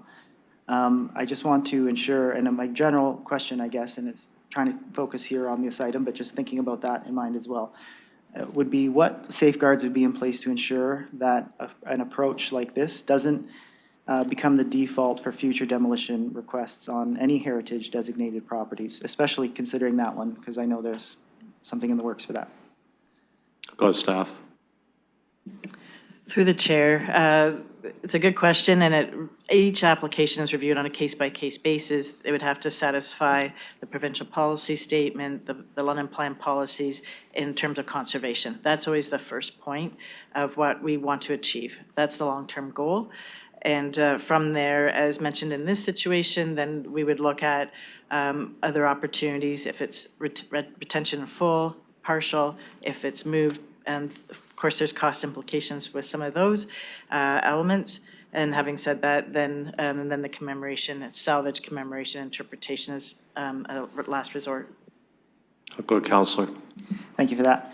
I know it was kind of already answered before, but and I did see it in the report, or touched on in the report, and just from other conversations in the past, but there's no way to maybe just cut the building and keep the facade and build around the facade. I know it's a very strong facade. I think it's 3 layers of brick thick or something like that. And you can see how it's, even though the building is old and it has gone through some years. It is still physically standing, so I would have liked to see that part at least be incorporated. I did hear it was mentioned about the affordable housing, and that is a question that I do want to ask. I do see that the site went through a bonus zoning agreement. I think it was in 2022 or 2020. I'm not sure exactly when. From what I understand, there's about 13 units that are part of the bonusing provision, 13 affordable units. So I just want to confirm with staff, that's the number, correct? I'll allow it, but I want to stay focused. We're not talking about, it's already been zoned to this particular project. We're talking about demolition of this particular property, but I'll allow it because we're in committee, but. Okay, I won't ask that question. I'll pull that one back. Okay. But I do want to refine the question just a little bit.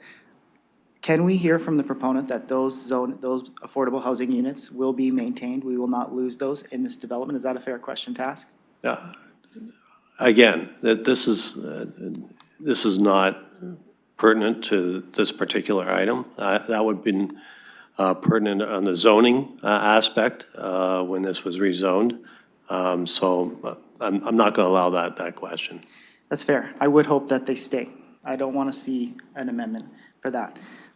Okay, specifically for the demolition part then. I have had some residents reach out. You can stop me, Chair, if this is not directly related, but it is related to the demolition. Residents who live in some of the properties that are going to be demolished. And they have been telling me they've had issues with communication and kind of finding out what's going on.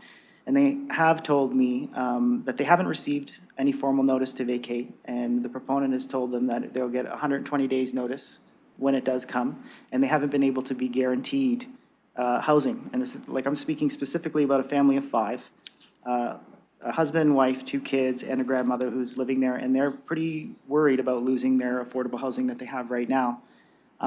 With that, I would hope that the proponent would be communicating with this family, especially if this gets approved at council, and to help and assist find another accommodation at a similar rent that they're having right now. That would just be a comment that I would be making generally. But I do hope that we can see that because they are quite stressed. So it's not just, this demolition impacts families. This demolition will impact people right now who have housing right now. It's not just a heritage piece, even though I do have concerns with the heritage piece. With that, you know, it was tough for me to get my head around this entire file because it was huge. I know I didn't read all the documents. I tried to get as much information as I could, but the file's a bit of a hot mess. It's been going on for a while. I do see that we have these 2 avenues that are going on. I do want to see a downtown that develops. I do want to see a downtown that evolves to where we're going, and that is definitely needed. But we also need to ensure that we have a downtown that respects where we came from. I've read comments that, the significance or the scale of the operation wasn't as big as Alexander Keith's, for example. But that doesn't matter to me because we had a prominent Londoner who brought, the industrial mechanisms of London, was one of those people who actually brought London to where it is today. They were part of that. And this physical building that we have here is the only real tangible piece that we have to that. That person, the Hamiltons are not here today. But what they've left behind is here today. And that does help us learn and help us educate ourselves of where we came from. And, on the flip side, it's not just kind of a conversation with the past, there's also conversation with the future. Because, in the future, there's going to be people who are having probably similar discussions about prominent Londoners today, who are alive today. Could be any one of you at council, any one of us here. And we could be having a discussion about our legacy or another prominent Londoner's legacy and what they've left for us. And, I would really like the future generations to recognize that and keep those physical assets to show the future population of London where we came from. So I would just, ask you to think about that as you discuss and deliberate and make your vote. And I would hope that, we, especially for this one, I don't want to see this demolition occur. I'm not going to be voting for it. I do want to see development. I just feel like there was ways around this. I know that we could have kept that facade. I know that our staff, I guess on both staff in planning and development and in heritage, they were willing to make serious compromises for that, to keep that facade, even though it might have been cut or something like that. But that just wasn't a feasible option, technically or cost effective, whatever it is. But I would like to see an effort, that will, to be here, to be brought to this council chambers to preserve, to conserve, have a real conservation. Because, you know, we're talking about commemoration, and commemoration is really something that we bring when something is already lost. This is not lost yet. We are talking about a demolition right now and commemoration, but we have not lost it. We are choosing to lose it and commemorate. So I just feel like, you know, these are the issues that I'm kind of struggling with this. And I think, you know, I would just urge my colleagues here to either vote no or encourage the proponent to see if we can find a better avenue. I want to see this proponent build developments in the city. I want to see that. But I also want to see those developments be done in a way that respects our history and where we came from, and be done in a way so future Londoners can actually see these physical buildings and see where we came from and see how London came to where it is today. You know, that industrial base, that industrial piece that the owners and the operators of the Kent Brewery brought is still here. And it's not just a building on its own. This is much different too, I should add. This is the whole family of buildings that are all part of this operation, a part of this business that are still here today. So this is definitely something that is very significant, and I would just ask my colleagues here to consider that in their vote. And I thank you, Chair, for being lenient with me on some of the questions. Thank you. Councillor Plaza. Thank you, Mr. Chair. I have a series of questions. Not all of them are rationally organized. Through you to staff, along this process, realizing, as my former speaker has said, that it has been a process as we've evolved through multiple terms of councils. Was it ever considered, I know it would be expensive because we went through this with 100 Stanley Street, but we did move the Fugitive Slave Chapel. Were moving costs or relocation of the building discussed throughout this process? Go to staff. Through the chair, the applicant may be better to answer the question, but it's my understanding there was conversations as part of, without prejudice, in terms of the OLT appeals, that there was consideration for all options. But as I said, the applicant may be able to speak to that more clearly. I'll go to the applicant.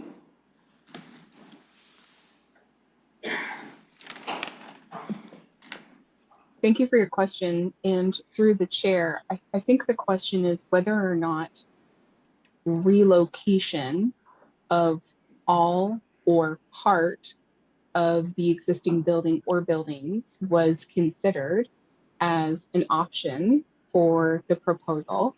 And as I understand it, yes. And all heritage impact assessments are required to consider a range of options.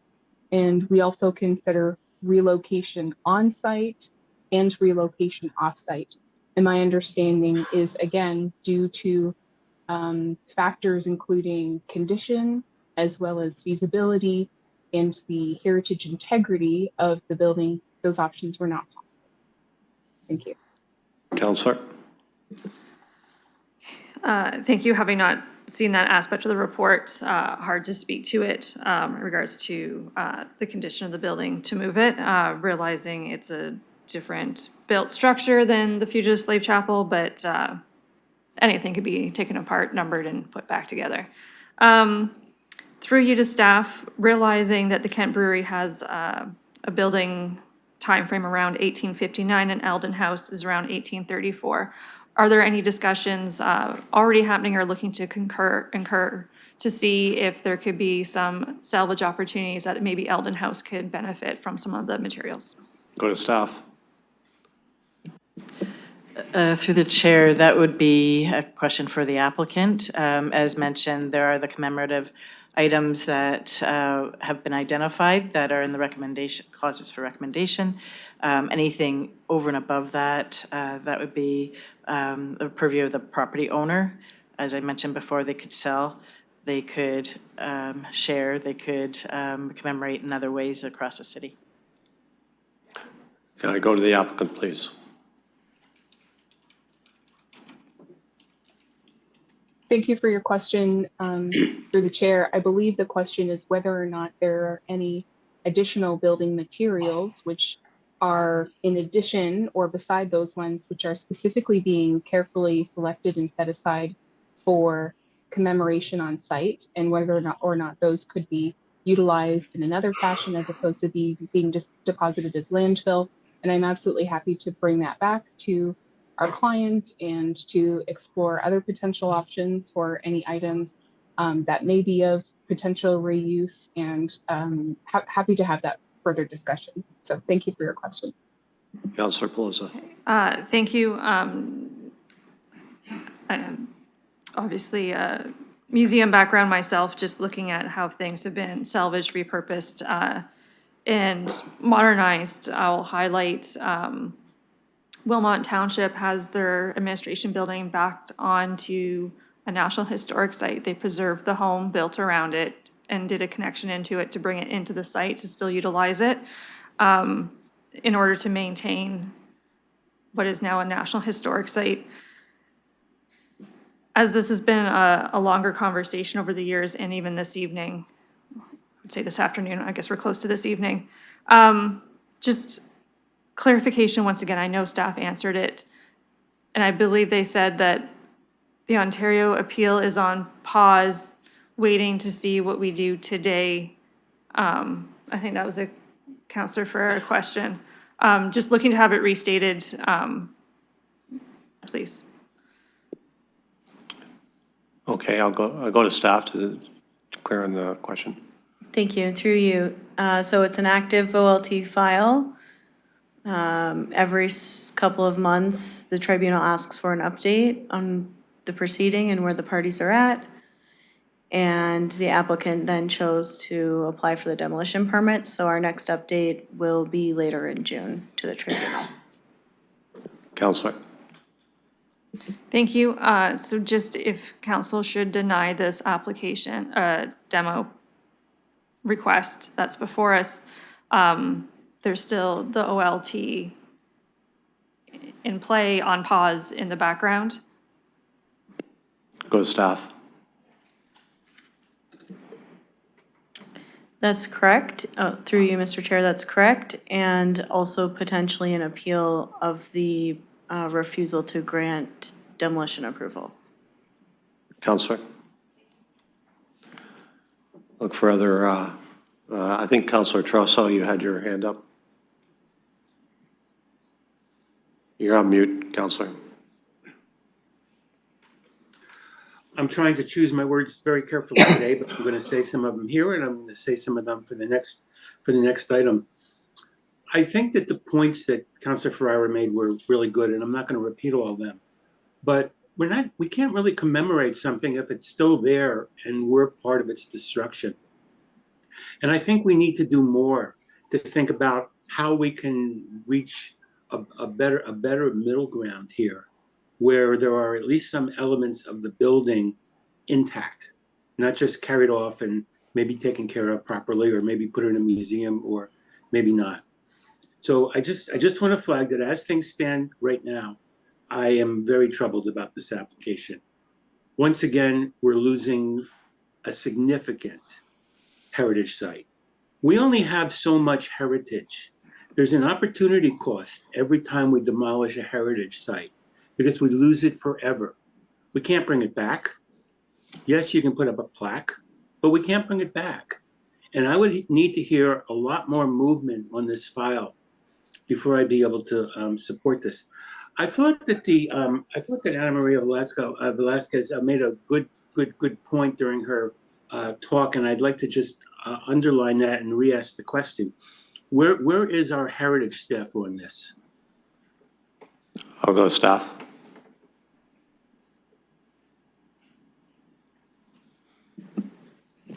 Thank you. Through the chair, the heritage staff actually work under our portfolio of Scott Mathers and myself as the Director of Planning and Development, and it is our recommendation that is before you today. Councillor. I'm thinking about their special expertise in heritage preservation matters, and I'm troubled that they're not here to talk to us about that. And yes, I know that there is a hierarchy in this city, and I know that they work under you, but the fact that they're not here really troubles me. It troubles me a lot. So right now, if we were at City Council, I'd be voting against this. I'm hoping that there could be some more movement on some of these issues. I think issuing a I think issuing a demolition permit is irrevocable. I just can't be brought back. So I'll leave it there for now. I will be talking about this at council a lot more, but I'm very unhappy about the direction this is going in. So thank you very much. Thank you. I'll look for other, go to the mayor. Yes, thanks. And I want to appreciate the questions from my colleagues so far, because there was a number that I had, but I think you covered off a good portion of them. I want to say, to our staff, like, I appreciate the list that you put before us of items that will be preserved and used within the redevelopment, as well as the reusing of some of the materials in the exterior facade as well. I think I have a question to the applicant. Actually, I think the applicant answered it, but I just want to verify that the applicant doesn't perceive any aversion to, there's items that are required to be preserved here under the direction. But if an organization like Eldon House or Museum London saw value in something beyond that otherwise was going to be discarded, I can't imagine that there would be any sort of objection from the applicant to working with those organizations to allow them to keep and preserve them if they saw value to it. So I guess to the applicant, I know you said you'd take it back, but to me, it seems like if you weren't going to use something anyways and someone else sees value in it, it seems like a good way to perhaps address some of the questions that some of the councillors are asking and provide an opportunity for others to take a look at items beyond that for preservation. So I don't know if the applicant can answer that or if it's something that you'll have to go back and maybe provide us with some information before council on. Well, let's see. I'll go to the applicant for your comments. Through the chair, thank you for your question and for your comment. It is fairly typical that in situations like this, if there are any valuable items which are not being set aside specifically for on-site commemoration, I've worked on several projects where items could be set aside for other purposes, provided that there is a need or a use for them. So I am happy to take this back to our client, and we have worked on other situations and projects where that has taken place. So I would be happy to assist and facilitate that process. Thank you. Mayor. Yeah, and I would strongly encourage you to do so. It sounds like a number of colleagues have an interest in having that investigated. If that's something that can be discussed with the applicant before council too, it might be a good piece of information to know that that's a possibility. And obviously the organizations who would, items that would be donated to would have to have an interest in having and storing those things and see a value in them. But I think that's ideal. And I'm not suggesting that be the items that are meant to be preserved. I think the incorporation of those items into the future new development is a good use of them, and keeping a number of those items on the site where they currently stand, I think is although not perhaps the way that everybody would like to preserve heritage, given the conditions of the building and the items in the report, I think an avenue that can be pursued to ensure that a number of pieces of that history stays on site as part of a new development here. So, I'm comfortable with the staff report that they put before us. I do think that, again, to the applicant, a couple pieces of information before council might be helpful in council make its final decision. I think you've heard a number of people who are on this committee who do have some questions, and it would be, I think, to the advantage of the applicant to have some of those addressed at council rather than have those questions, asked again without some answers. So I'm happy to support this at committee, but again, I think that a number of good points were raised by colleagues, and I'm satisfied with the recommendation before us. Thank you. I'll look for other comments or questions from committee and visiting councilors. Councilor Ferrer. Thanks, Chair. Sorry, how much time do I have? I'm not going to take too much. Not a lot. Okay, I'll just be real quick. I appreciate the mayor asking the applicant for those questions. I would also just pose the question to the applicant if they could bring it back to the proponent, the owner, and request them to reach out to some of the families. I only spoke to one, but for the people who are living in their residence, to see if they can provide accommodations, just because they do have fears, and I would just kind of put that request out there too. Thank you. Any other comments or questions? I'll ask Councillor Pelosi to take the chair. Thank you. I have the chair recognizing Councillor Lehman. Thank you. I appreciate the discussion we're having today, and as was mentioned by Councillor Trusso, I think others that, yeah, I think this is important to have this conversation because demolition is a final step. And careful consideration needs to be met and discussed, and I see that has been done. The advisory committee has informed us of their discussions. Staff has informed us of their discussions. We've had debate here, and we'll, again, at council. And also back, I remember in the previous term when this was originally came across council, there was an active discussion at that time as well. So I mentioned earlier today, there's a balancing component of heritage, especially in downtown, because we, you know, our downtown is being transformed, quite frankly. We're turning into a big city with high density builds, which, you know, from all aspects of this council, I believe is on board with. How do we mesh that up with heritage concerns? I think we've been successful in that. I think we look at Canada Life, the arena there, that it was a healthy discussion at that time with the Talbot streetscape. And I think where we're going on this is good. Before this discussion came to council, I had no idea what the Kent Street Brewery was or it existed, despite the fact that I took my car in for auto repairs at the shop behind off of Ann Street there. I think reading the staff report and hearing from the applicant, even back you know, in the previous council, there's a genuine concern by the applicant to preserve the heritage aspect, if not the actual building, and not just preserve it, but to celebrate it. It's a very important part of this project that people will know about the Kent Street Brewery. There will be items reclaimed from the building, incorporated into that build.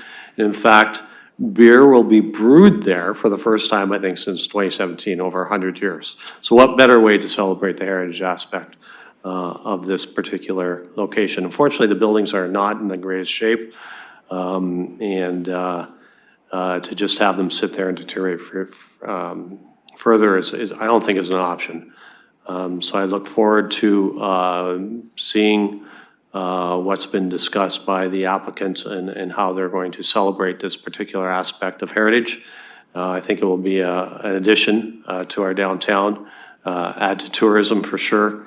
And let's not forget the considerable amount of housing that's going to be able to go forward on this particular site in our downtown core. So I fully support the staff report and the motion at hand. Thank you, Presiding Chair. Thank you. You've used 3 minutes and 18 seconds. I'll return the chair to you. Thank you. We have a motion moved and seconded. I'll look for any further conversation. Seeing none, I'll call the vote.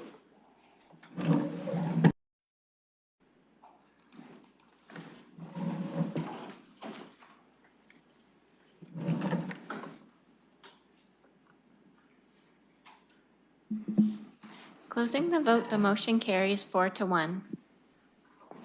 Thank you. We're now moving on to 3.7. This is regarding 299-307 Sarnia Road. I'll look for a motion to move into public participation meeting. Councillor Pelosa, seconded by Councillor Hillier. We'll call that vote.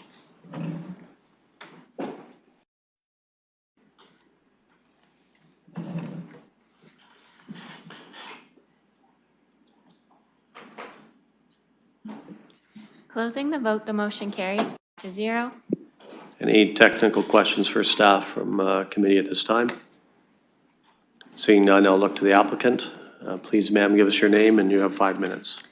Yes, good afternoon. Through the chair, my name is Caitlin Crowley, Senior Planner with Zelenka Priamo, here as the authorized agent on behalf of the ownership group for 299 and 307 Sarnia Road.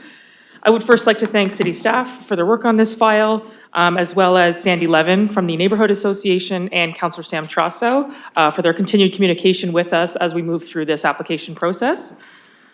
I have read the staff report and generally support most of staff's recommendations put forward. However, we are opposed to city staff's suggestion in section B, item 1 of their staff report for design considerations for the site plan process, whereby they state that the lay-by is to be located fully on the subject lands with no encroachments into the city right-of-way and within 15 meters of the main building entrance. So for safety reasons, we believe that the lay-by for this property should or could be located within the Sarnia Road right-of-way so that pickup, drop-off, and delivery vehicles do not have to impede vehicular traffic on this busy road by stopping for a busy pedestrian sidewalk on the way into the property and then stopping again on the way out of the property. Again, that pedestrian sidewalk is very busy and that is a very high traffic road. So we're just looking for the option to potentially work with city staff through the site plan process in order to propose a lay-by that is within the city, within the Sarnia Road right-of-way, rather than on the north side of the sidewalk. We would like to keep the option open and work with staff. So we would request that this consideration be removed from the recommendation. Otherwise, we are looking for committee to support the application. Thank you for your time and consideration, and I will be here to answer any technical questions. Thank you. I'll look for members of the public that would like to address the committee. Mr. Levin. Please, sir, go ahead. You have 5 minutes. Thank you, Mr. Chair. Here on behalf of the Orchard Park Sherwood Forest Neighborhood Association Executive, as was mentioned, we appreciate, let me start with what I'm going to ask the committee for. That you include the H101 holding provision for a public site plan meeting, and I'll explain why there are 2 reasons for that. One is, we are very aware that this application is consistent with the London plan, and we appreciate Priamo Salinka reaching out to us to talk to us along with our counselor at 2 meetings. Also that they held a public non-statutory meeting in the neighborhood. So they've been very good to work with on this application. So we asked at that public meeting, the non-statutory meeting, if Priamo Salinka and their client would support a public site plan meeting. And they said yes. And as recently as today, Mr. Frigios and I were talking. And again, he said he's keeping his word, and his client is also in agreement with the idea of a public site plan. The big reason is, from a neighborhood perspective, this is the first of a new development that's going to take place on Sarnia Road. There will be other similar developments. Frankly, I think you want people to get comfortable with the notion, and a public site plan meeting is one of the ways to do that. So by nature, change is scary. Change can be under-communicated. Having a public site plan meeting, I think, would be a positive. So you've got a neighborhood association executive, you've got a proponent who are supportive of it. Appreciate if PEC and council would join that in including the holding provision. My understanding, again, as well, from talking with Mr. Frigios, that it would not delay the development of the site at all. So there's no downside to the idea of having a public site plan meeting, because as you notice in your recommendations, there is already another holding provision that has to be cleared anyway. So I'd appreciate if committee would agree with including that in what's coming forward to council. Thank you. Thank you. I'll look for other members of the public who'd like to address. Please, ma'am, give us your name, and you have 5 minutes. Oh, thank you. My name is Hui Xie. I'm in the neighborhood. I live in the neighborhood. So this project, to me, I think it's the footprint is too large, so that it effect of public safety. So from public safety perspective, I want to state 2 points. One is fire safety. So this building holds like 150 units. Attendance maybe like 300 to 400 people. in this large building, there's no fire truck route going into the building. If there's a fire, like fire truck wouldn't be get in there because the yard actually is a landscaped. It's like soft yard. So if they do the hard route, allow the fire truck get in, and then the lot coverage will be largely exist the current standard. The current standard is 30% coverage. They put in 40% because they say we have all the land landscaped. But if they put in fire road later, that's coverage, the lot coverage exceeds 60%. It's kind of like more than double of the allowed minimum coverage. So that's one point. Another one is the traffic. This Sarnia Road is already very heavy traffic. Leading to university, there's lots of speeding cars. So this property without road getting into the Sarnia, they just kind of like in the building, like in the middle of the road, there's probably like 160 car parking. They could get into a road in the middle of traffic. I feel this is an accident waiting for happen if this building built like this scale. So I just urge councilor, like the committee, consider these safety restrictions, and then I think that's should be reduced. You have 30 seconds. Yeah. Another thing I'm thinking of is like in overall, how do I say this? This housing market is just like up and down. Right now, university already have a limited, restrict student number, like foreign student number. Building this building, by the end, it probably wouldn't have the effect of this intended purpose. I'm going to have to ask you to wind it up. Yeah. So also this building is not affordable building. I don't think this one is kind of aligned with the overall requirements for the affordable building. Okay, thank you very much. Thank you. I'll ask the clerk if there's anyone online. No. No one online. Please go ahead. You have 5 minutes. Hello again, members of PEC. My name is Jean-Marc Metrayer. Speaking only as a resident of this neighborhood, I will say I'm generally supportive of the staff recommendation. One thought I always have, and I think it's shared by at least some in the neighborhood, is that there is a shortage of appropriate student housing. And the more students in buildings like this, high-quality apartments, I know it's not going to be all students, but probably a good chunk of it will be students, generally means hopefully less low-quality conversions of single-family homes in our neighborhood. And I think we know this stretch of Sarnia is an appropriate spot for at least some level of intensification from what it is now. I did want to just speak and echo Sandy Levin's views on the H101.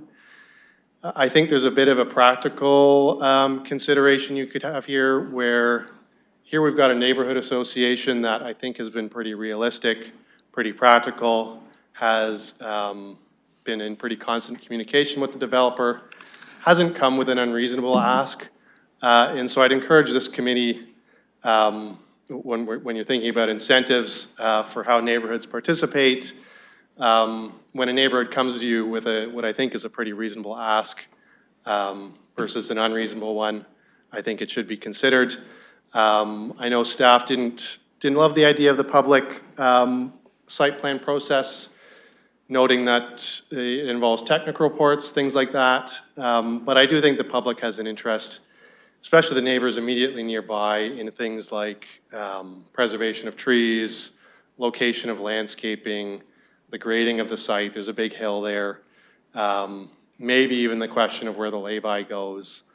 I think those are all things that are not just technical. I think real people will have thoughts on those, or at least should be informed about them. So I don't think it's an unreasonable request to ask for the H101, and I support Mr. Levin's comments on that. Thank you. Thank you. I was wondering what heritage aspect I was missing of this particular one. I'm glad I didn't miss something. Okay, I don't see anyone else going to the mic. I understand there's no one online, so I'll look for a motion to close the PBM. Councillor Hillier, seconded by Councillor.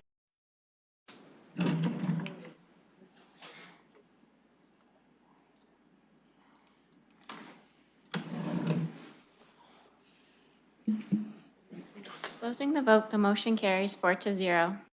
Okay, I'll put this item on the floor. Looking for a motion. Councillor Hillier. I'll move the staff recommendation. Okay, Councillor Cuddy, you seconding it? Okay, we have a motion moved and seconded. I'll look for a conversation. Councillor Hillier. I'd like to add an amendment of the H101 holding provision as introduced by Sandy Levin in the audience. Thank you. Just a second.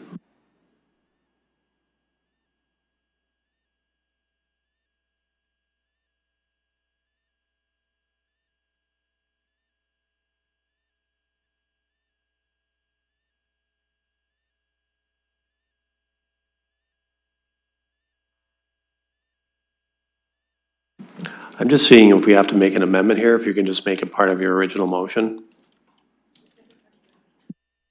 Make it part of the original if we could.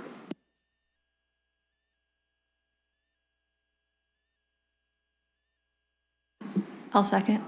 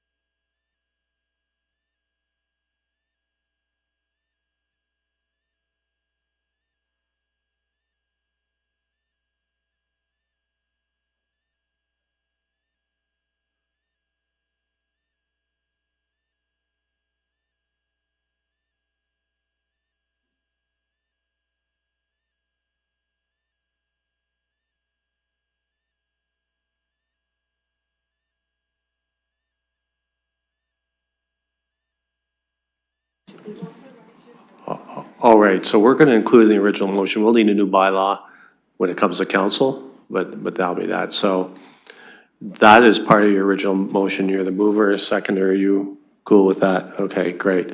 So we have the motion which includes the holding provision on the floor. I'll look for conversation, questions, et cetera.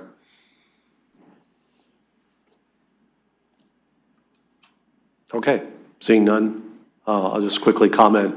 Oh, there's someone on the, sorry, Councillor Trasso, I missed you on the screen there. You're a very small little portion of my screen. Please go ahead.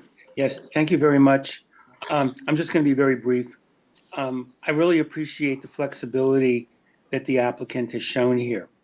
And I think that this was a very good model of an applicant working productively, doing things that they did not legally have to do, working with the neighborhood association. So as a counselor who usually finds myself in a more difficult position, with this amendment, I'm going to be very, very happy. And I think that this is going to be a very reasonable development.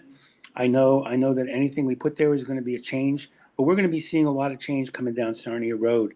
And I think that having this process, especially with the public site plan session, which will allow some flexibility, I think sets a very good precedent. So I just want to leave it with that, and thank you for letting me speak. Thank you. Other comments or questions? If the committee will allow just a quick comment from the chair. I totally agree with you, Councillor Trasso. Infill's challenging, as we've seen numerous times at this committee. And the applicant, thank you for working with the neighbors, and the neighbors working with the applicant to find a way forward. I'm interested in see how this public site plan proceeds, because I don't, from the face of it, I think it's not a bad thing. So I'm fully supportive of this motion going forward. Okay, there is no other comments or questions on this item. We got a motion moved and second. I'll call the vote. Oh, hold on. Okay, the clerk is just getting confirmation on their wording, which will be updated to e-scribe.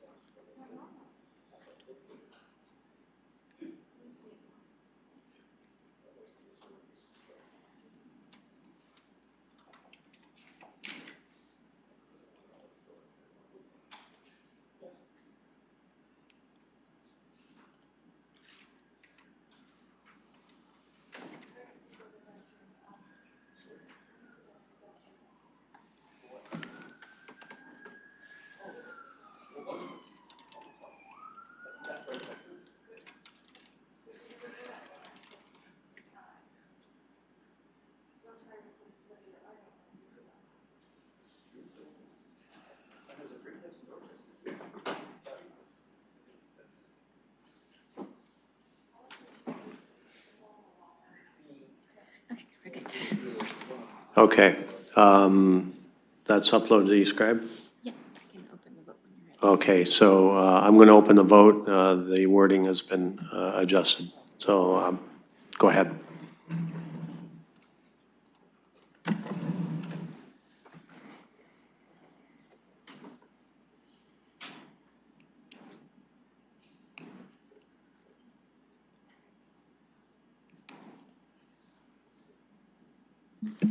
Closing the vote, the motion carries 4-0. Thank you. Moving on to 3.8, and I'm going to need some direction here. My understanding from staff is that the applicant has withdrawn this, and I would just want staff to confirm that.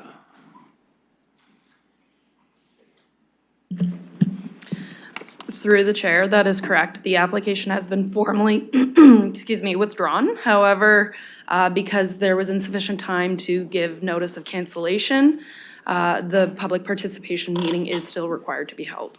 Okay, so I'll look for a motion to open the PPM. Councillor Hillier, seconded by Councillor Cuddy. We'll vote on that.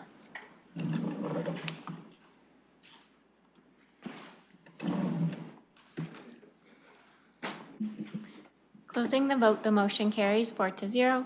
Look for anyone that would like to address the committee on this item. Clerk, if there's anyone online. There's no one online. I don't see anyone looking to speak to us, so I'll look for a motion to close the PPM. Councillor Hillier, Councillor Cuddy, seconds. We'll call.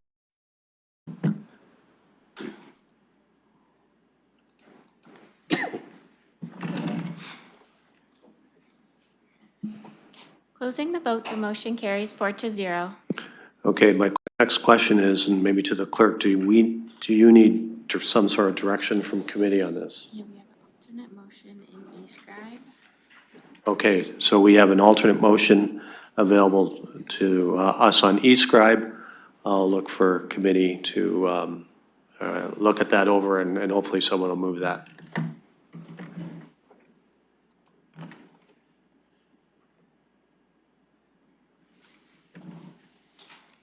Councillor Hiller, are you moving that? Yes. Councillor Cuddy is seconding it. Councillor Pelosa. Thank you. A question, do we need to include there that a public participation meeting was had just administratively to tie tie it back into what we just did despite the fact no one joined us.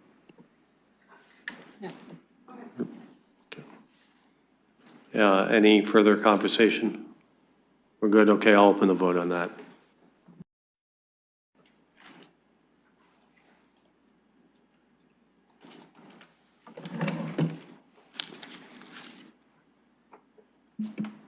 Closing the vote, the motion carries 4-0. We have no items for direction. Deferred matters list, I'll look for to move receipt of that. Councillor Cuddy, seconded by Councillor Hillier. Any discussion? Seeing none, I'll call the vote.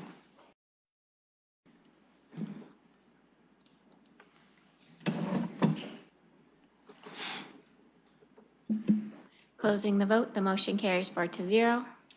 Thank you. That leads to adjournment. I'll look for motion to adjourn. Councillor Hillier, seconded by Councillor Cuddy. Hand vote. Motion carries. Thank you, folks. Thank you, committee and visiting councillor. We got through a heavy one. Thank you.